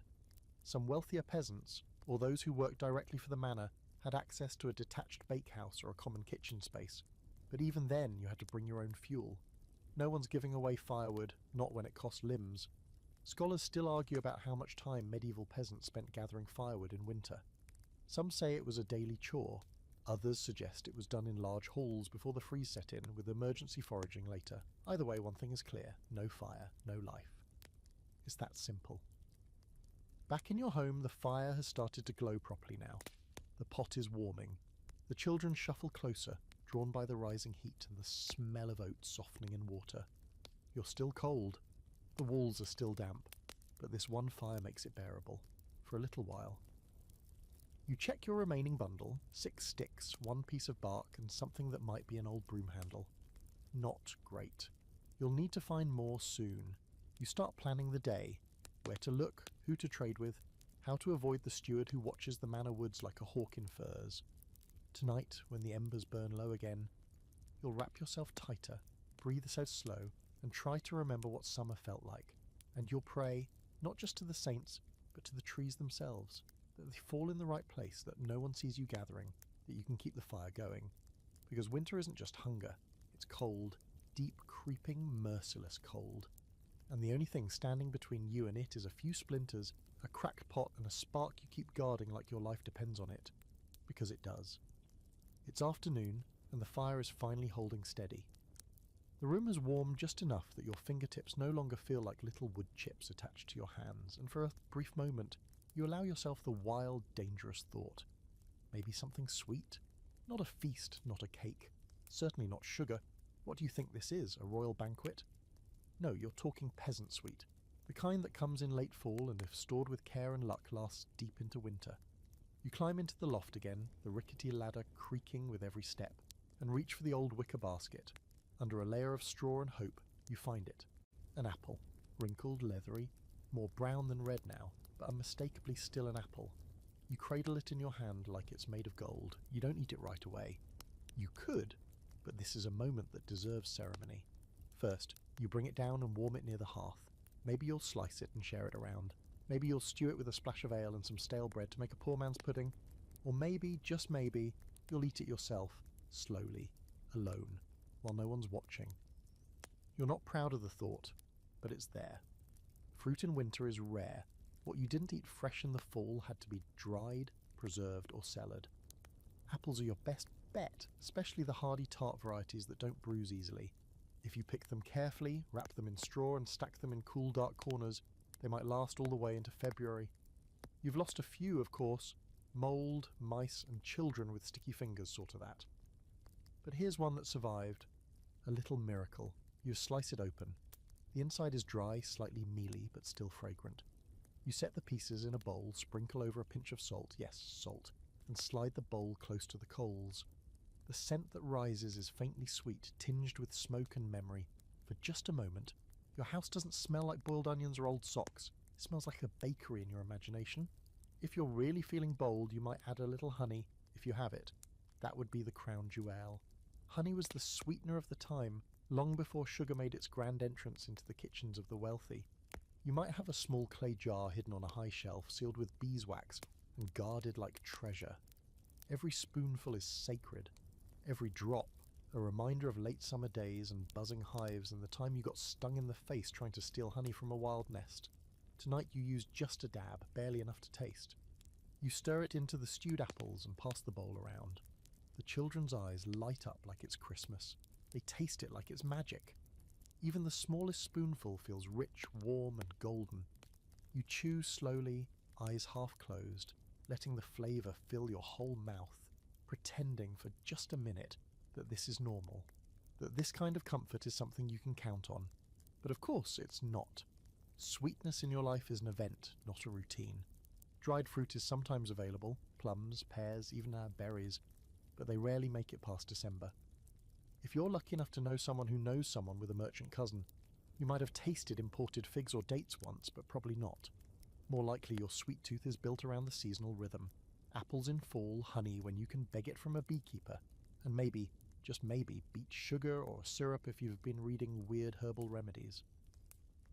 Now for your curious historical fact.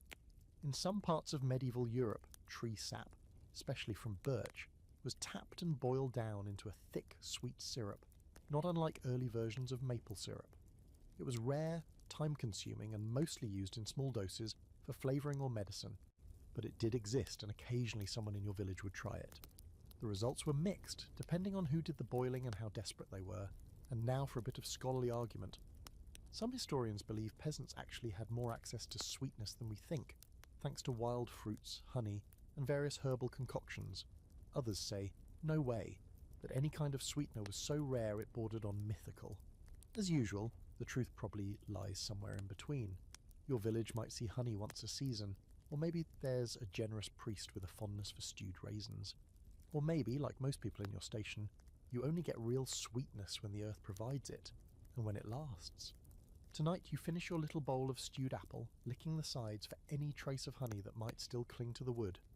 Your partner smiles at you like they remember a time when desserts were a regular thing. The children bounce in their seats and ask if there will be more tomorrow. You say maybe, which is a lie, but one that feels kind. You'll find them another treat, some dried mint, a stronger stew, or maybe a bit of toasted bread with ale-soaked raisins if the baker owes you a favour. For now, you sit by the fire, the apple core resting in your palm like a relic. You don't throw it out. You'll dry the seeds, save them for spring, maybe try to plant a tree somewhere safe, somewhere the pigs can't get to it. It might not grow. The soil might be too tired, but maybe, just maybe, it will. And your children's children might one day eat apples in winter without thinking twice. That thought is enough to sweeten the evening all by itself. It starts with a cough. Soft at first, barely worth noting. Then it gets wetter, harsher, deeper, like it's dragging itself up from the chest with claws. You know the sound. Everyone does. It's the sound that turns kitchens quiet, makes people glance over with that same look, the one that sits somewhere between concern and fear. Because when someone gets sick in winter, it's not just an inconvenience. It's a problem, a big one. There's no doctor coming to your door. You don't have coin for that, and even if you did, you'd probably be told to pray harder or to bleed yourself into a bowl and hope for the best. So when your youngest starts coughing, cheeks flushed, breath rasping, you reach for the only thing you do have, soup. Well, something close enough to count. You know this routine, you've lived it too many times before. You open the stores and pull what you can. Dried herbs, garlic, a bit of hard cheese rind, the last of the fermented cabbage, and some old bones from the smoked pork. You boil water, slowly, cautiously, adding each ingredient like it's an offering to some half-forgotten kitchen god. The herbs go in. Thyme, if you've got it, maybe marjoram or nettle leaf, a pinch of dried mint if the child has chills. Everything simmering down into a potion made of odds, ends, and hope. You spoon the warm broth into a cup, hold it close to your child's lips, and coax it down in small sips. The garlic stings the nose, the herbs smell green and sharp. The broth itself is barely food, but it's warm, and warmth is half the medicine. You tuck them in with every scrap of wool you own and place a warm stone near their feet. The wind hisses at the shutters like it's taunting your efforts. In winter, sickness doesn't come alone. It brings companions, fever, fatigue, aching joints, breath that rattles. You watch carefully, feel their forehead every hour, measure the colour in their cheeks like a weather vane. If it deepens, you boil the soup longer. If it wanes, you add honey, just a drop if you can spare it, something to soothe the throat. And yes, if you still have any dried rose hips or elderberries, they go into the mix too, not because you're sure they work, but because it's something. And sometimes doing something is the only way to feel like you're not helpless. Medieval peasants like you rely on old wives' tales, half-remembered herb lore, and sheer instinct. You boil wild chamomile for stomach aches. You wrap a hot poultice of mashed onions around the chest for coughs. You light bundles of dried herbs and waft the smoke around the room to chase out the sick air. Does it work? Who knows? It smells better than the damp straw floor and feels like action. There's a strange comfort in the ritual of it all. The brewing, the wrapping, the quiet tending. You're not just feeding your family. You're fighting. You're using every resource, every scrap of knowledge passed down from your grandmother and her grandmother before her. They knew how to treat illness before words like infection and virus even existed. They knew what fever eyes looked like. They knew when to add more garlic and when to start praying. And now for your historical nugget, Cies. In some medieval villages, people believed that soup, specifically thin gruel, could draw illness out of the body. The logic was that if your body was weakened by sickness, it couldn't digest anything heavy. So you gave it the lightest, warmest thing you could. The idea was part superstition, part observation. And honestly, it wasn't far off. Broth keeps you hydrated, is gentle on the stomach. It gives just enough calories to hang on. The real fringe belief, though, that some herbs worked better if you sang to them while boiling. There's a folk tradition in parts of Europe, especially in the hills and forested regions, where certain plants were thought to respond to lullabies or whispered prayers. You've never seen it work, but when your child's face is pale and their breath rasps like a broken flute, you find yourself humming anyway. Maybe they can't hear it, maybe they can, either way, it calms you, and that's worth something. The fire burns low, you keep the pot warm, your partner takes a turn keeping watch, and you try to sleep curled on the bench beside the hearth, one eye half open. The rest of the children are huddled under blankets, eerily quiet. No one laughs, no one fights, even they know. When one of you is sick, you're all in danger. There's a moment in the night when the coughing stops completely, and your heart seizes. You rush over, hands trembling, only to find your child sleeping, deep and still, a flush of colour returning to their cheeks. You sag to the floor, exhausted. Not out of the woods, but maybe heading back toward the edge of them. And here's the scholarly debate for this section. Were medieval peasant remedies actually effective? Some historians argue yes, that herbal knowledge, passed orally for generations, contained real medicinal insight. Others claim most of it was superstition, dangerous more often than not, especially when treatments involved animal waste, mouldy bread, or boiling frogs. Yes, that happened. But most agree on this. Peasants knew their plants. They knew how to soothe a fever, ease a cough, and keep someone alive until the worst had passed. By dawn, the broth has boiled down to almost nothing. Your child is still breathing, the pot is empty, your woodpile is low again, but your house is quiet, and in winter, quiet is the sweetest sound there is. You refill the pot with snow, add a few more herbs, just in case the fever comes back, just in case anyone else starts coughing. You won't be caught off guard, because in the dark, cold heart of winter, soup is more than food. It's protection. The calendar may say in March, but winter isn't done with you yet. Not even close. This is the cruelest part, the starving time. The point in the season when your stores are down to nearly nothing, your body is thinner than you remember it being.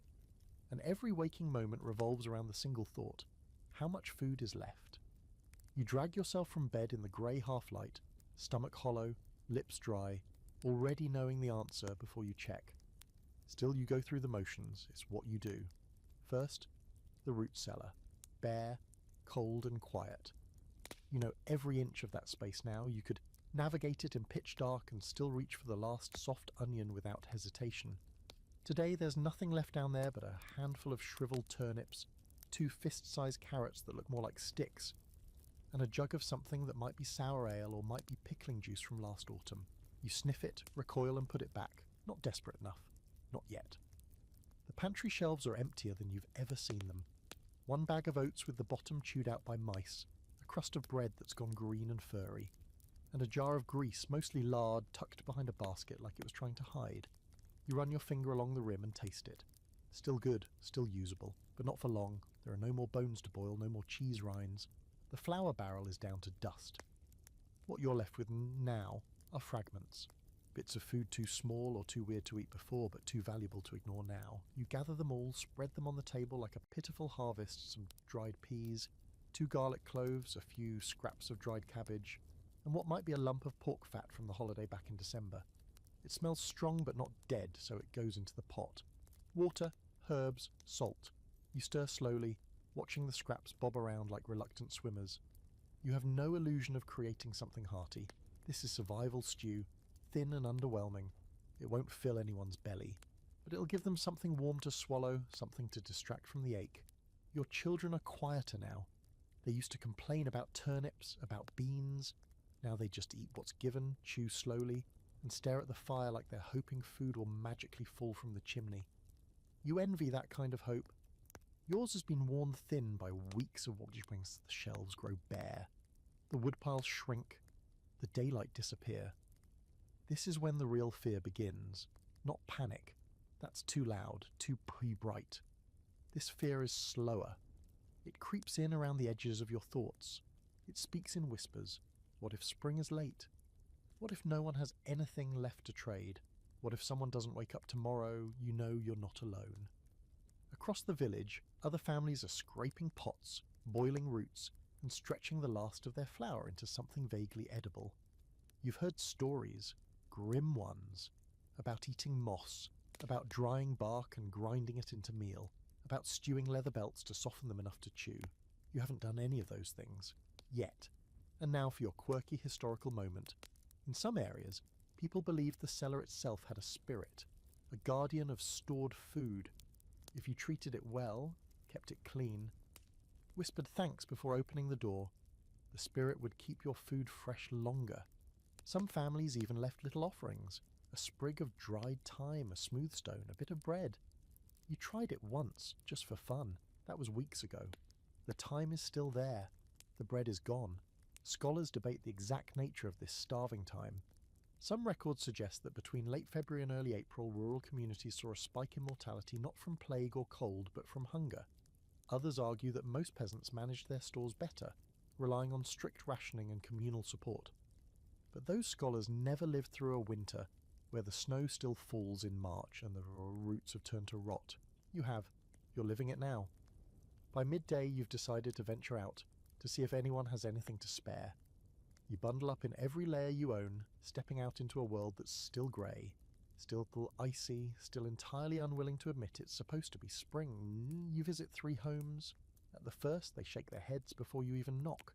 At the second, they offer you half a scoop of barley in exchange for your last spool of thread. You say yes. At the third, an old woman gives you 2 eggs. You don't ask where she got them. You just thank her and keep moving. You return home with your loot, barley, and eggs and add them to the pot. Suddenly the stew looks almost edible. The children cheer, you don't. You know it's a one-time thing. Tomorrow you'll be back to garlic water and hope. But tonight you let yourself have an extra spoonful. Not because you're greedy, but because you need to stay standing.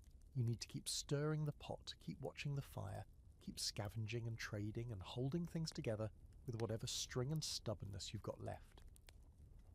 Outside, the wind shifts. You think you hear something different in it, a softness, a breath of warmth trying to break through. Maybe it's your imagination. Or maybe spring is coming, not today, maybe not tomorrow, but soon. Please. You wake to the sound of dripping. At first it doesn't register. You're so used to silence or howling wind or the creak of frozen beams groaning under snow. But this is different. Steady, soft, rhythmic. Water. Dripping water. Somewhere outside the ice is starting to melt. And in your world, that's not just weather. It's prophecy. You lie there for a moment, eyes closed, listening, like someone hearing music for the first time. Then you sit up cautiously because you've been burned by false hope before. Still, the signs are real enough. The air inside the house smells less like cold stone and more like damp earth. The frost around the window edges is thinner. And when you open the door, just a crack, you see a patch of mud, actual mud, peeking through the snow. It's ugly, brown and glorious. You want to cry just looking at it. But here's the thing, even with spring hinting at its return, there's still not enough food to last the week. So while the thaw teases you with the idea of green shoots and early herbs, you're left facing the same bare shelves and hollow pots, which means it's time to get creative. Enter your best friend and worst enemy. Fermentation. Preservation's scrappy cousin. You've already smoked, salted and dried everything worth saving. But fermentation? That's where things get truly medieval. Funky, smelly, questionable, but undeniably useful. You pull out your crocks and jars buried behind the woodpile and tucked under the table. These are the quiet warriors of your winter kitchen. Pots of pickled cabbage, brined garlic, maybe even a jar of preserved turnips floating in a cloudy solution that smells like old boots and vinegar. But it's food, it's alive, literally. You pry open the cabbage jar and the room fills with a sharp nose-stinging tang that makes the children gag and the dog leave the house entirely. You, however, smile. That smell, that's nutrition. That's vitamin C in the dead of winter. That's your ancestors whispering, "You're welcome." Fermented foods are your gut's best ally, even if your tongue still hasn't quite forgiven them.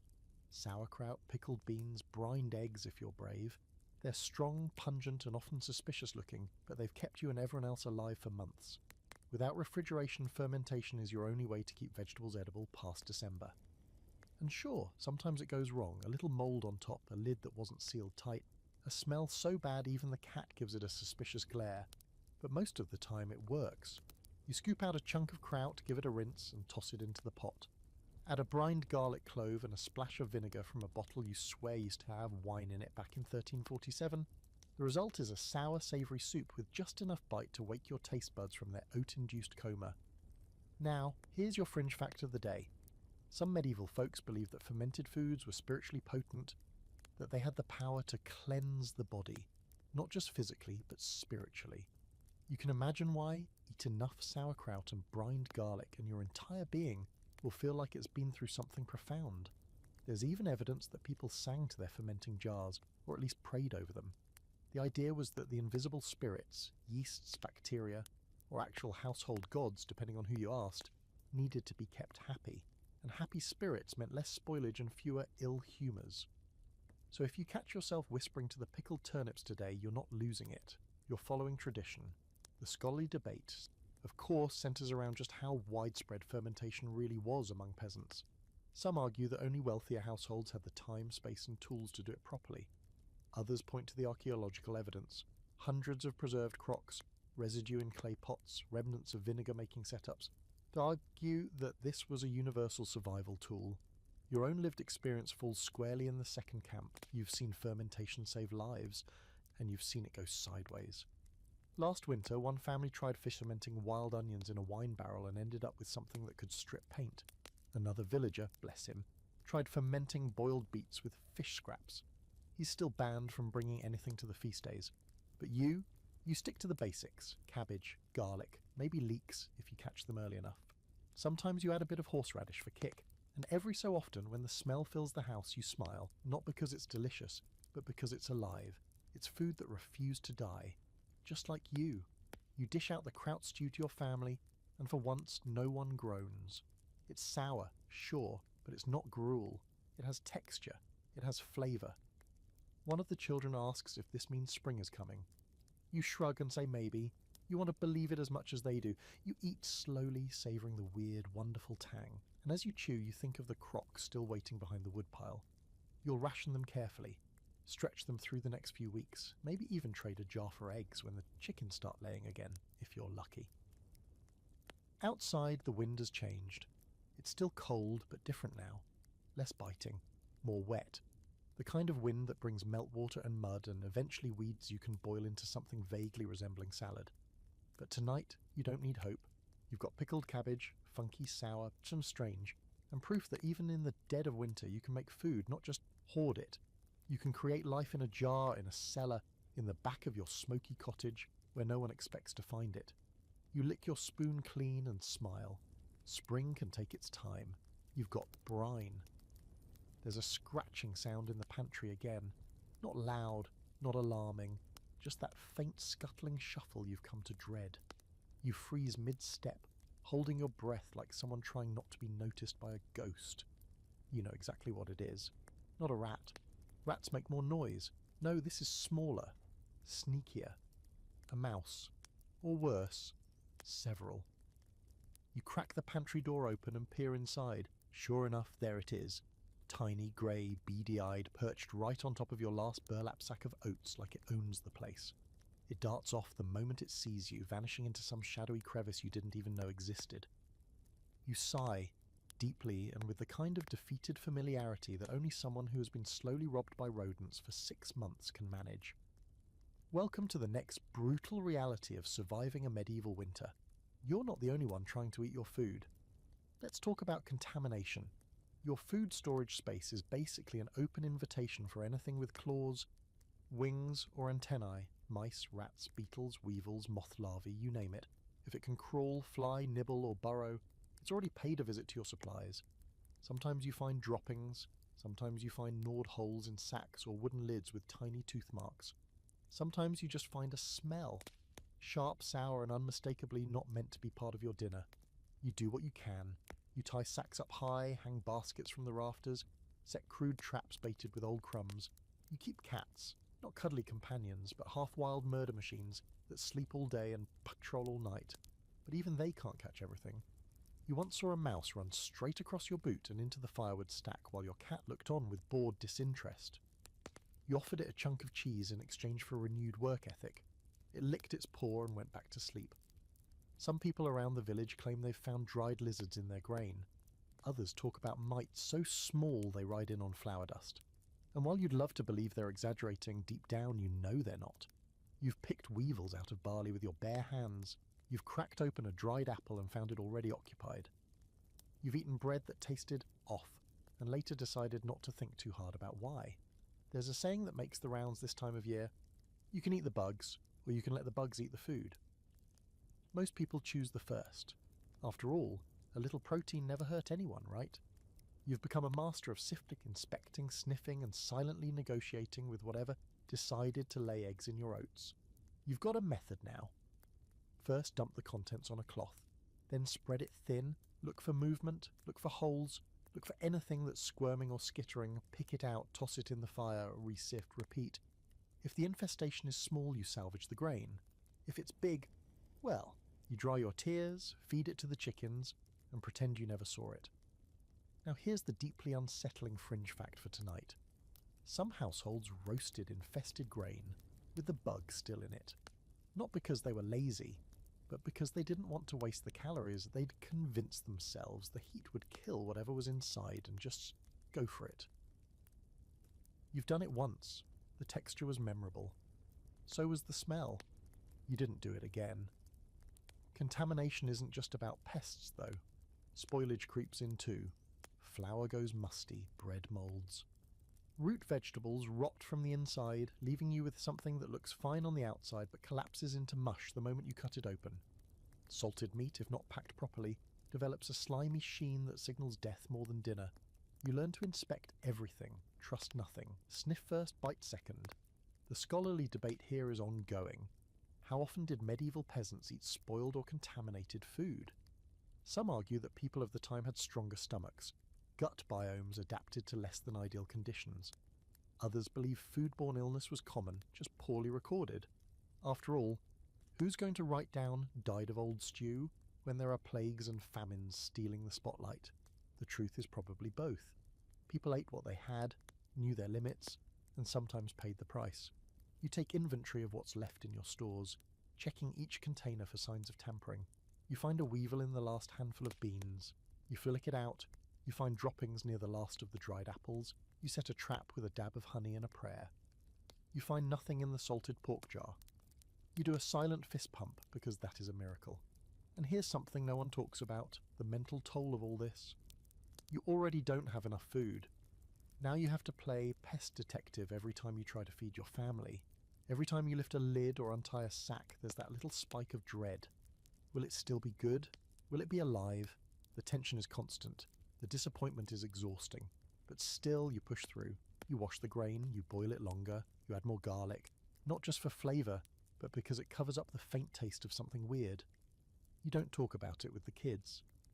You just smile and serve their bowls with extra broth and an upbeat lie about how this one has more flavour than usual.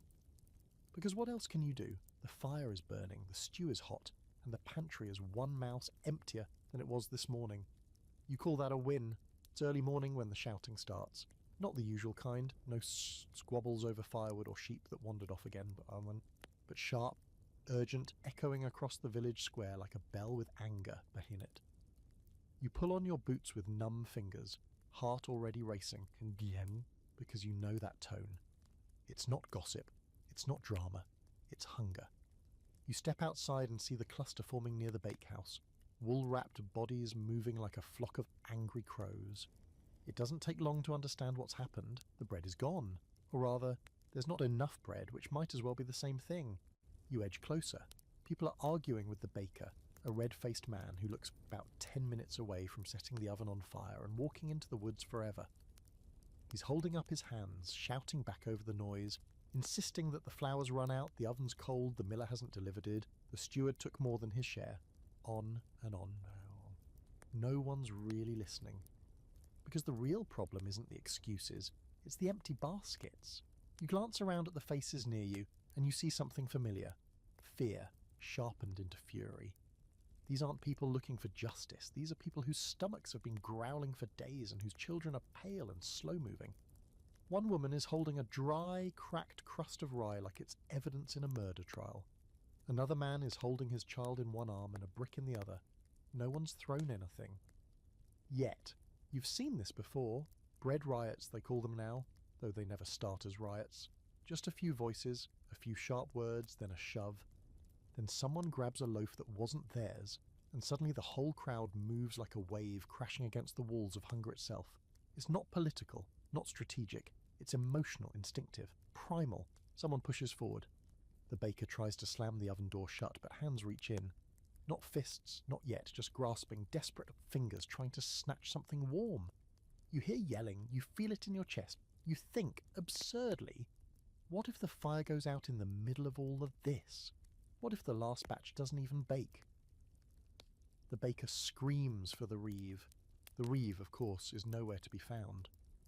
Probably hiding behind the church, or worse, inside the manor where bread isn't scarce and the ale flows freely. A smarter man might send a guard. A richer one might offer grain from his own stores. But here in your little village, there's nothing left to give, nothing left to steal. Eventually, the baker does something unexpected. He opens the oven, wide, and lets the crowd take what they want. The loaves are still hot, some half-baked, some blackened on the bottom, but no one cares. Hands shoot forward. A few people cry. One woman just falls to her knees and starts eating the crust right there in the mud. It's not pretty. It's not ennoble. It's just survival, raw and unfiltered. You manage to get a small round loaf. It's burnt on one side and smells faintly of smoke and panic. You don't care. You hold it to your chest like a newborn, wrap it in your shawl and hurry home before someone changes their mind. Inside, your children look up as you walk in, their eyes already tracking the loaf like hawks. You break it apart, slowly, fairly, a piece for each of them, a piece for your partner, a piece for you, small and crusty but real. You chew in polence, savouring every gritty bite. The bread is dense, heavy with branna and tastes like smoke. But it's warm. For a few minutes, the house is quiet. Now, here's your historical quirk. Medieval authorities feared bread riots more than almost anything else. Because while taxes could be raised, and borders could shift, and wars could be waged in faraway lands, the moment the people couldn't eat, that was the beginning of unrest. Some towns actually passed laws requiring bakers to sell their loaves at a fixed price regardless of the grain market. Others mandated how much weight each loaf had to carry, leading to a bizarre system of measurements, fines, and officials literally weighing bread with stones. Of course, those systems only worked when there was grain to be baked. No amount of law can conjure wheat out of frozen ground. And here's where scholars start debating. Were these riots common? Some records say yes, especially in years of bad harvests, which were, let's be honest, most years. Others claim they were rare and localized, not full-scale revolts, but small bursts of desperation. But all agree on one thing. When people don't eat, things fall apart. Fast. Back in your cottage, the bread is gone within minutes. Crumbs cling to the children's sleeves. One of them is licking their fingers like they're tasting cake. You let them. You don't say a word, your belly is still growling, but your heart feels steady. Like maybe you bought yourself another day, another night of sleep without the gnawing ache of total emptiness. Later, as the sun sets behind the trees, you hear footsteps outside, heavier ones this time. The Reeve, finally, making his rounds. He's checking houses to see who took what, who crossed the line, who might be guilty of theft or disruption. You don't answer the knock, you blow out the candle, hush the children and stay quiet. Because today wasn't a crime, it was hunger. And you won. The knock comes again the next morning, no longer tentative, no longer the Reeve alone. This time it's two of the steward's men, cloaks damp with frost, boots caked in half-frozen mud, faces set in that perfect expression of forced civility barely concealing contempt. You open the door with a neutral expression, the one you save for tax day and funeral visits. One of them clears his throat, dramatically, as if you're about to be honoured rather than accused. "We're here about the grain weights," he says, as if this makes sense. You nod, say nothing. Of course it's not really about the weights. It's about the bread riot, though no one's calling it that, not out loud, officially. It's about irregularities in flour allotments and possible miscounts at the mill, which is just a long, polite way of saying someone, somewhere, is stealing, hoarding, or both, and now they're pretending it might be you. You let them in. What choice do you have? They glance around the cottage, bummed in, eyes flicking to your hearth, your shelves, the still warm pot on the fire. You haven't even eaten yet today. You were saving the last handful of beans for supper, but now you wish you'd hidden them under the floorboards. One of them picks up a barley sack, empty. The other sniffs the air like he's a wolf and you're roasting venison behind his back. They find nothing. Of course they don't. If you had extra grain, your cheeks wouldn't look like you've been carving them thinner every week.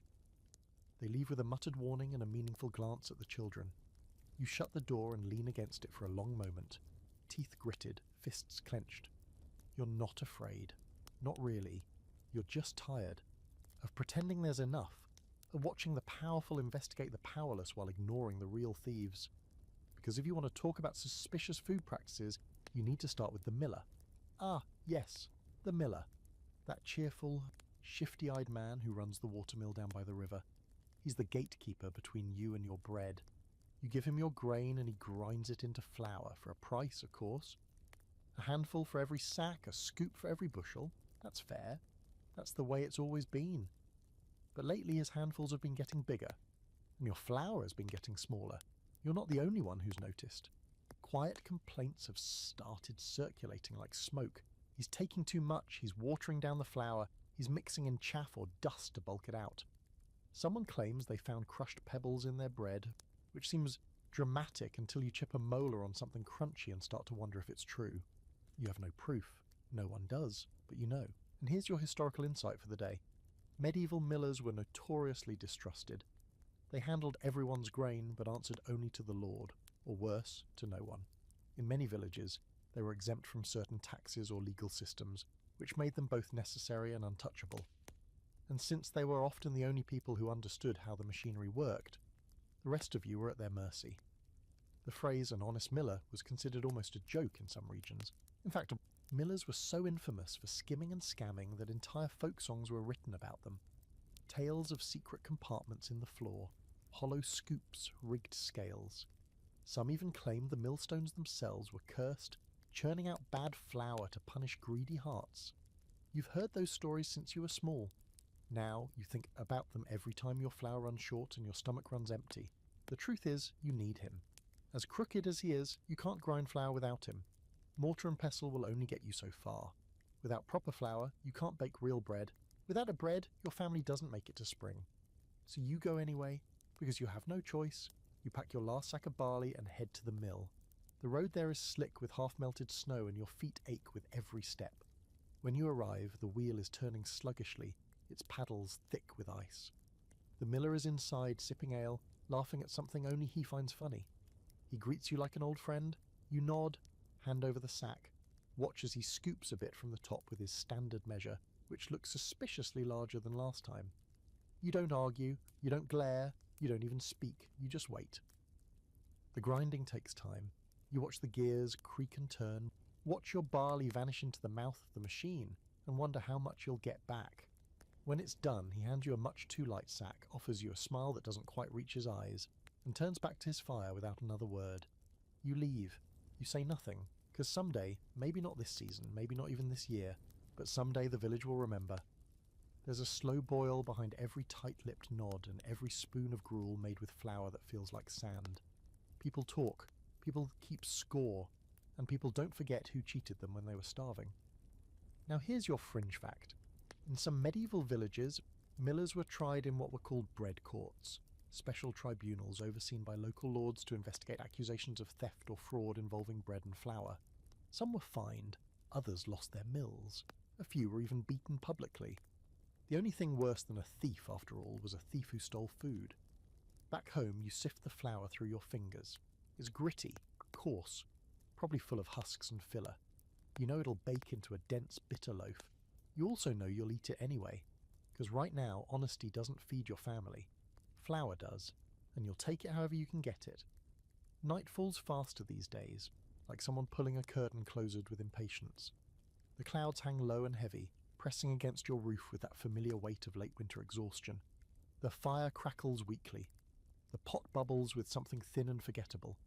You're chewing on bread so tough it's fighting back, when there's a knock at the door, not the heavy-handed kind of Reeves or stewards, but the sharp, nervous tap of someone who wants something and knows they shouldn't be asking. You open the door and see Tom, the boy from 2 cottages down, face red from cold, coat too thin, eyes wide and pleading. He's holding a sack against his chest like it's filled with treasure, or maybe regret. "I have turnips," he says, out of breath. "Will you trade?" You let him in before the wind steals the heat from the room. He shuffles in, boots dripping, hands trembling, and lays the sack on the table. You open it carefully.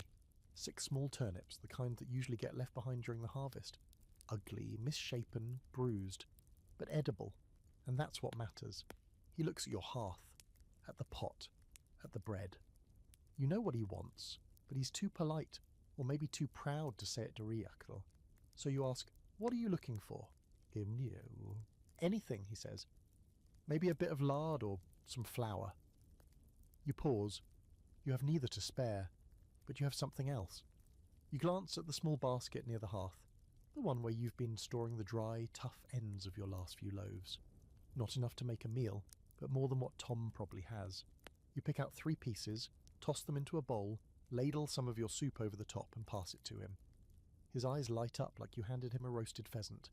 He eats without speaking, and you pretend not to watch how quickly the food vanishes. He wipes the bowl with a crust, then his sleeve, and hands it back. "Thank you," he whispers. You nod and hand him 2 pieces of bark from your dwindling wood stash because it's going to be cold tonight, and you can't pretend you didn't see his shivering. This is what theft looks like in late winter.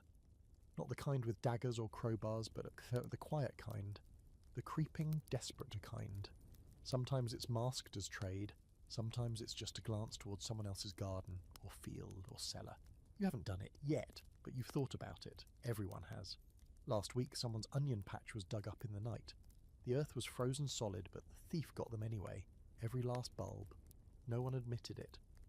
Everyone just looked at each other sideways the next morning, hands in sleeves, faces unreadable. Then there was the dried fish that disappeared from the old widow's pantry, and the 2 hens that went missing from the far edge of the village, feathers scattered like an accusation. And now the rumours started to spread. Someone saw tracks in the snow, near the manor's storehouse, near their grain. You can feel it in the village air now, something tense, heavy just beneath the surface.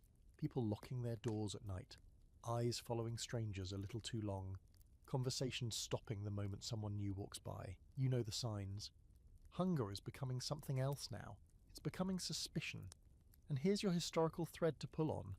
Late winter theft wasn't rare. In fact, it was expected. Known by various names, gleaning after dark, the silent trade, frost thieving, people took what they needed to survive, especially from fields or storehouses where the owners had more than they could eat. Some communities even developed unspoken rules around it. Steal from the manor, not your neighbour. Take what you need, not what you want or do you want. Don't get caught.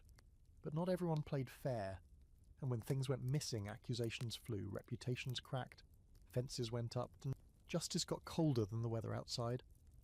One of the oddest fringe beliefs of the time was that a thief's footsteps would never melt, that the snow they stepped on would stay frozen, refusing to forgive the weight of a dishonest soul. You've never seen proof of that. But lately you have noticed footprints where they shouldn't be, circling chicken coops, passing near the communal well, stopping at doorsteps and vanishing. Tonight, as you bank the fire and listen to the wind curl around the house, you wonder, how far would you go if your children were starving? What line wouldn't you cross if it meant one more warm meal, one more night with a full belly? You don't have an answer. And that scares you more than the footprints. In the corner the sack of turnips sits untouched. You'll cook them tomorrow. Maybe mash them with dried herbs. Maybe mix them into a flat cake if you can find enough flour crumbs in the bottom of your barrel. You watch Tom disappear into the dark with his boots scraping across the frost and your bark in his arms. He didn't steal, but he would have. You saw it in his eyes, and you would have let him. Because there's a difference between a thief and a survivor, at least for now. You hear the church bell ring 3 times at dawn, and slow and steady, the kind of chime that tells you it's not for a wedding, not for a celebration, but a funeral. You don't need to ask who it's for. The old man who lived alone in the stone cottage by the boundary wall hadn't been seen in 2 days. He didn't die of plague or war or wolves. He died of winter, of emptiness, of a stomach that stopped asking for food because there was nothing left to give it. And the thing is, he wasn't even the first this year. You stand outside your cottage for a moment, watching villagers gather. No one cries, no one weeps, grief feels like a luxury now. They bury him quickly. The ground is still half frozen, and no one wants to linger. A few say prayers. The priest, bless him, says something about hope and resurrection, though even he sounds tired of pretending. You notice people glancing around, checking faces, checking frames, measuring who's thinning too quickly, who might be next. It's not a good sign. You go back inside, shaken, not by the death itself, but by how normal it felt. There was no shock, no wailing, just quiet resignation. A village losing weight, a village losing parts of itself. And so that night, after the children are asleep, after your partner has dozed off near the fire, you do something you haven't done in weeks. You kneel by the bed, fold your hands and pray. Not loudly, not poetically, just a whisper like you're trying not to wake the saints. You ask for food, for sun, for something green to break through the frozen ground, for anything. Then, half out of desperation, half out of ritual, you fast. It's not like you had much to eat today anyway, just thin gruel and half a turnip. But tonight, you make it official. No dinner, no stolen crusts. You drink water and lie back on the straw mattress, stomach aching, body buzzing with cold and emptiness. But the strange thing is, there's clarity in it. A kind of mental sharpness that cuts through the fog of hunger. You think of Lent, of all the fast days on the church calendar. How many times you've been told that hunger is holy, that denying yourself food purifies the soul, sharpens the spirit. You're not sure if you believe it, but there's something comforting in pretending this pain has a purpose. This is where it gets weird. There's a whole psychological layer to fasting in the medieval world. It wasn't always just about religion. For peasants like you, it was often a form of self-preservation disguised as piety. You couldn't eat, so you told yourself you shouldn't. You weren't starving, you were sacrificing, you weren't poor, you were pious. It helped. Sometimes. Scholars still argue about how often peasants actually followed the church's long and complex fasting rules. Technically, you're supposed to avoid meat on Fridays, during Lent, during Advent, and on a bunch of saints' days that feel like they happen every week. But when you're already living on onions and barley, it's hard to say whether you're obeying the church or just running out of pigs. Still, there were exceptions. People made do. They turned eel and beaver into fish with enough ecclesiastical loopholes. They claimed eggs didn't count because chickens just sort of lay them on their own. You heard once that otter meat was considered acceptable because it lived in the water. You don't ask us too many questions. One of your neighbours, a deeply devout woman with a sharp tongue and sharper elbows, once traded a full ham during Lent for a prayer candle and a chicken feather.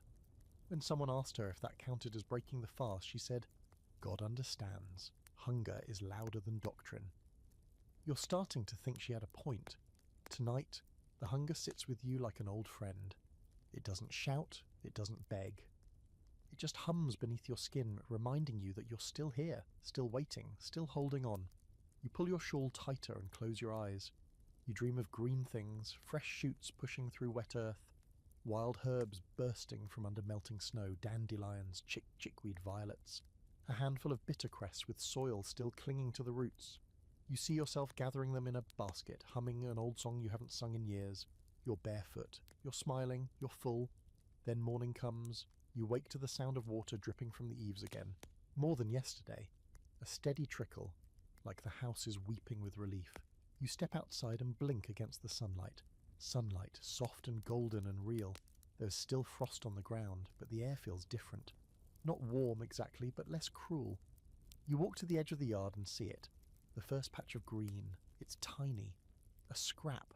A brave little sprig of something poking up through the thawing soil. You don't know if it's food or weed, but you don't care. You fall to your knees in the mud and laugh. Quietly, breathlessly, like someone who just remembered what joy feels like. You pluck it. You bring it inside. You hold it up like a trophy. And the children don't understand, but they smile anyway. And tonight, when you boil it into the soup, not because it adds much flavour, but because it matters, you all eat with something close to reverence. Because it means something. The ground is waking up, and you're still here to see it. You go back to the same patch the next morning, this time with a basket slung over your arm and hope coiled tight in your chest like a seed about to split open. The ground is still damp and cold beneath your boots, the mud sucking at your soles like it wants to pull you back into winter, but the air smells unmistakably of earth now. Not ash, not smoke, not rot. Soil. Living, waking, patient soil. And growing from it finally is food. Not much. Not glorious fields of grain or heavy cabbage heads, but the kind of first growth that keeps peasants like you from starving in March and April. Chickweed, wild garlic, nettles, sorrel, sharp, pungent, bitter greens that can sting your tongue and bring tears to your eyes. The kind of food that's so alive, so fierce and untamed, it almost tastes aggressive after months of gruel and dried beans. You gather slowly, hands careful, eyes scanning. You've done this before, last spring, the spring before that. You know the spots near the stream where the sun hits first, along the southern side of the stone wall where moss grows, under the bare branches of the hazel tree where violets always appear first. You whisper thanks to the ground without even thinking. It's not superstition, it's manners. By midday your basket is half full. You've even found a few wild onions, tiny but fragrant, their smell cutting through the cold air like a promise. You chew one raw, just to remind yourself you're not dreaming. And this is where we pause and appreciate the real genius of medieval peasants. Foraging wasn't desperation, it was strategy. You knew your plants, you had to. No one could afford to mistake hemlock for parsley or eat too much bitter dock without regretting it. Knowledge of what to gather, when and how was passed down like treasure. Your grandmother taught you which weeds to boil, which ones to crush into poultices, which ones to dry and hang over the door to keep spirits and rats away. You listened, you remembered, and now that knowledge is keeping you alive. There's a scholarly debate here, of course. Some argue that medieval peasants didn't forage much at all, that they stuck to cultivated crops and left the wild plants to pigs and goats. Others point to herbals, manuscripts, and local traditions to argue the opposite. But when you've lived through a winter like this, you don't need a scholar to tell you that nettle soup and dandelion salad weren't just decoration, they were survival. You bring the basket home like it's full of treasure. And to be fair, it is. The children gather around, poking at the leaves, wrinkling their noses. You let them sniff the wild garlic, break the purple-streaked stems of dead nettle, nibble a leaf of sorrel and make that scrunched-up face at the sourness. You don't scold them, it's part of the ritual. Food should surprise you sometimes. You set to work cleaning and sorting your haul. Some will be boiled into a green broth so bright it looks like spring itself. Others will be mashed into a kind of paste with a handful of barley and garlic. One particularly stubborn dandelion root you roast in the ashes, just to see what happens. You add it to your evening porridge, and it tastes like mud and courage. The fire burns low. The house smells green again, sharpened and bitter, but clean, fresh, like the first breath after a storm. Tonight's meal doesn't fill your stomach, not really, but it fills something else, something hollow that's been gnawing at you all season. It's not just about calories, it's about colour, texture, the feeling of eating something that grew, not something that merely lasted. Here's your fringe fact for the night. In some places, especially in the highlands and forests, peasants believed that the first edible plant found in spring had to be shared among the family in silence. No talking, no chewing sounds, no speaking ill of the season past. It was a way of thanking the land without words, a superstitious ritual to keep the fields fertile and the hunger from coming back. You try it tonight. The silence feels sacred. And while we're here, another odd belief: nettles, if picked before dawn on the spring equinox gruel, were said to have healing powers.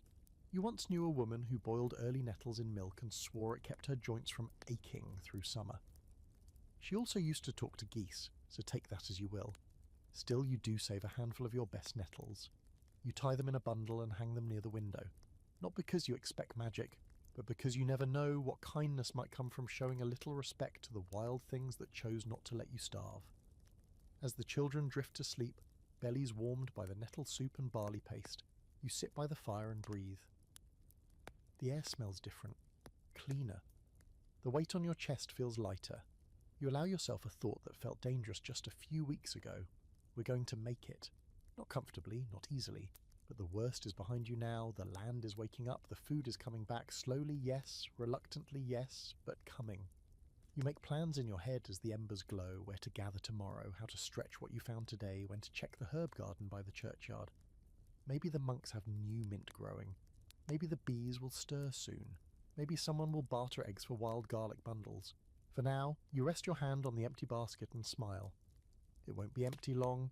It's muddy now. Gloriously, relentlessly muddy. Every step you take outside squelches. Every footstep pulls at your boot like it's trying to reclaim you. The fields haven't turned green yet, but the white has retreated, and that alone feels like a victory. The snow is gone except in shady corners and beneath the hedgerows, melting into dark puddles that glint like coins in the morning sun. You wake to birdsong, real honest birdsong. And for a moment you lie in bed smiling like someone who's just remembered the answer to a riddle. The children stir beside you. They're thinner, yes, but they're laughing again. And they're hungry in a hopeful way now. Not the deep, hollow craving of midwinter, but the impatient kind, the kind that knows something better is around the corner. Breakfast is still simple. Barley and sorrel, a pinch of salt. But there's a violet tucked into the centre of each bowl. Just one per child plucked from the soft moss beneath the east wall of the church. You watched their faces light up when they saw the colour. You didn't explain it. You didn't need to. After breakfast you head to the fields. It's not quite planting time, but soon, very soon. The earth is softening underfoot, and the first real labour of the spring season is upon you. Muck spreading, the most glamorous task in the peasant calendar. You and half the village spend the morning carting manure from the pit behind the barn to the furrows, flinging it in wide arcs across the still barren soil. It's disgusting, it's exhausting, but it's life. The stink of it clings to your clothes, gets under your nails, settles in your throat. By the end of the day, you smell like a compost heap, and no one complains, because that smell means food in the future. And right now, that's everything. You take a break mid-morning, sitting on the edge of a field with your sleeves rolled up and your back aching. One of your neighbours offers you a handful of dried apple slices. You offer him some roasted nettle stalks in return. The exchange is silent, the kind that says more than words. He chews slowly and nods. You nod back. And this is where we wrap it all together. You made it. You survived the medieval winter. You didn't starve, you didn't freeze. You rationed and foraged and traded and stewed and sometimes just waited, praying for sun, scraping pots so clean they looked polished. You watched your village shrink and mourned quietly with every shallow grave. You stared down disease and hunger and suspicion, and still, here you are, with your hands in warm soil and your eyes squinting against spring light. Here's your final quirky fact. Some communities held green feasts in early spring, not because they had much to feast on, but because they needed to pretend they did. A few wild herbs, a bit of bread, maybe ale thinned with meltwater. And everyone would gather to celebrate the land's slow return to generosity. It was less about indulgence and more about defiance, a way of saying, we're still here, we outlasted the cold. You wonder if there'll be one this year. The baker has started milling again. The miller's taken on a slightly more polite tone. No one's forgiven him, but no one has the energy to start a feud in planting season. The reeve has stopped knocking, and even the steward hasn't been seen in over a week. Maybe he's fasting for Lent, or maybe that he's just waiting for spring taxes to hit. The church bells ring again at sunset, not for morning this time, but for vespers. You don't go. You stay by the field, finishing your last pass with the muck bucket, watching a few wild hares dart across the edge of the woods. One pauses, sniffs the air and bolts. You smile, smart rabbit. Back at home, dinner is wild garlic broth with a poached egg, your first egg in months. One of the hens finally laid again. And you nearly cried when you found it. Perfect and warm, nestled in the straw.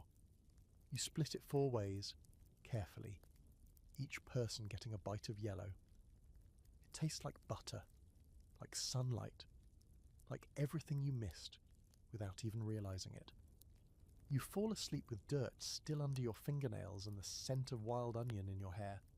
You're tired to your bones, but it's a good tired, not the kind that comes from empty bellies and cold nights, but the kind that follows work and warmth and something that almost feels like peace. You don't dream about food tonight, you dream about planting, and that more than anything is the sign you've truly made it through. And just like that, the long, grinding winter gives way, not with a grand fanfare, not with feasts or fireworks, but with little things: a bud on the hedgerow, a hen's egg, warm in your hand, the sound of a child laughing at something so small and silly that you almost forget what hunger even felt like. You survived, not with ease, not without loss, and certainly not in comfort, but you did. It's strange now, looking back. The snow, the silence, the scraping of spoons across empty bowls, it all feels distant, like a shadow pressed into old wood. But those memories stick with you. You'll plant your turnips a little earlier this year. You'll save an extra jar of kraut. You'll dry more herbs and salt more beans, because you know it'll come again. It always does. But next time, you'll be just a little more ready. This wasn't just a story of survival. It was a story of patience, of cunning, of tiny victories. A story about the taste of warm bread after weeks of nothing. About the way your hands moved without thinking, kneading dough, foraging for wild greens, stirring soup with whatever courage was left in your arms. You were the cook, the healer, the hunter, the provider, the quiet strategist in the face of a season that didn't care if you made it or not. And here's the wildest part. You weren't alone. Across the centuries, across countless villages and frozen mornings, there were thousands, millions, just like you.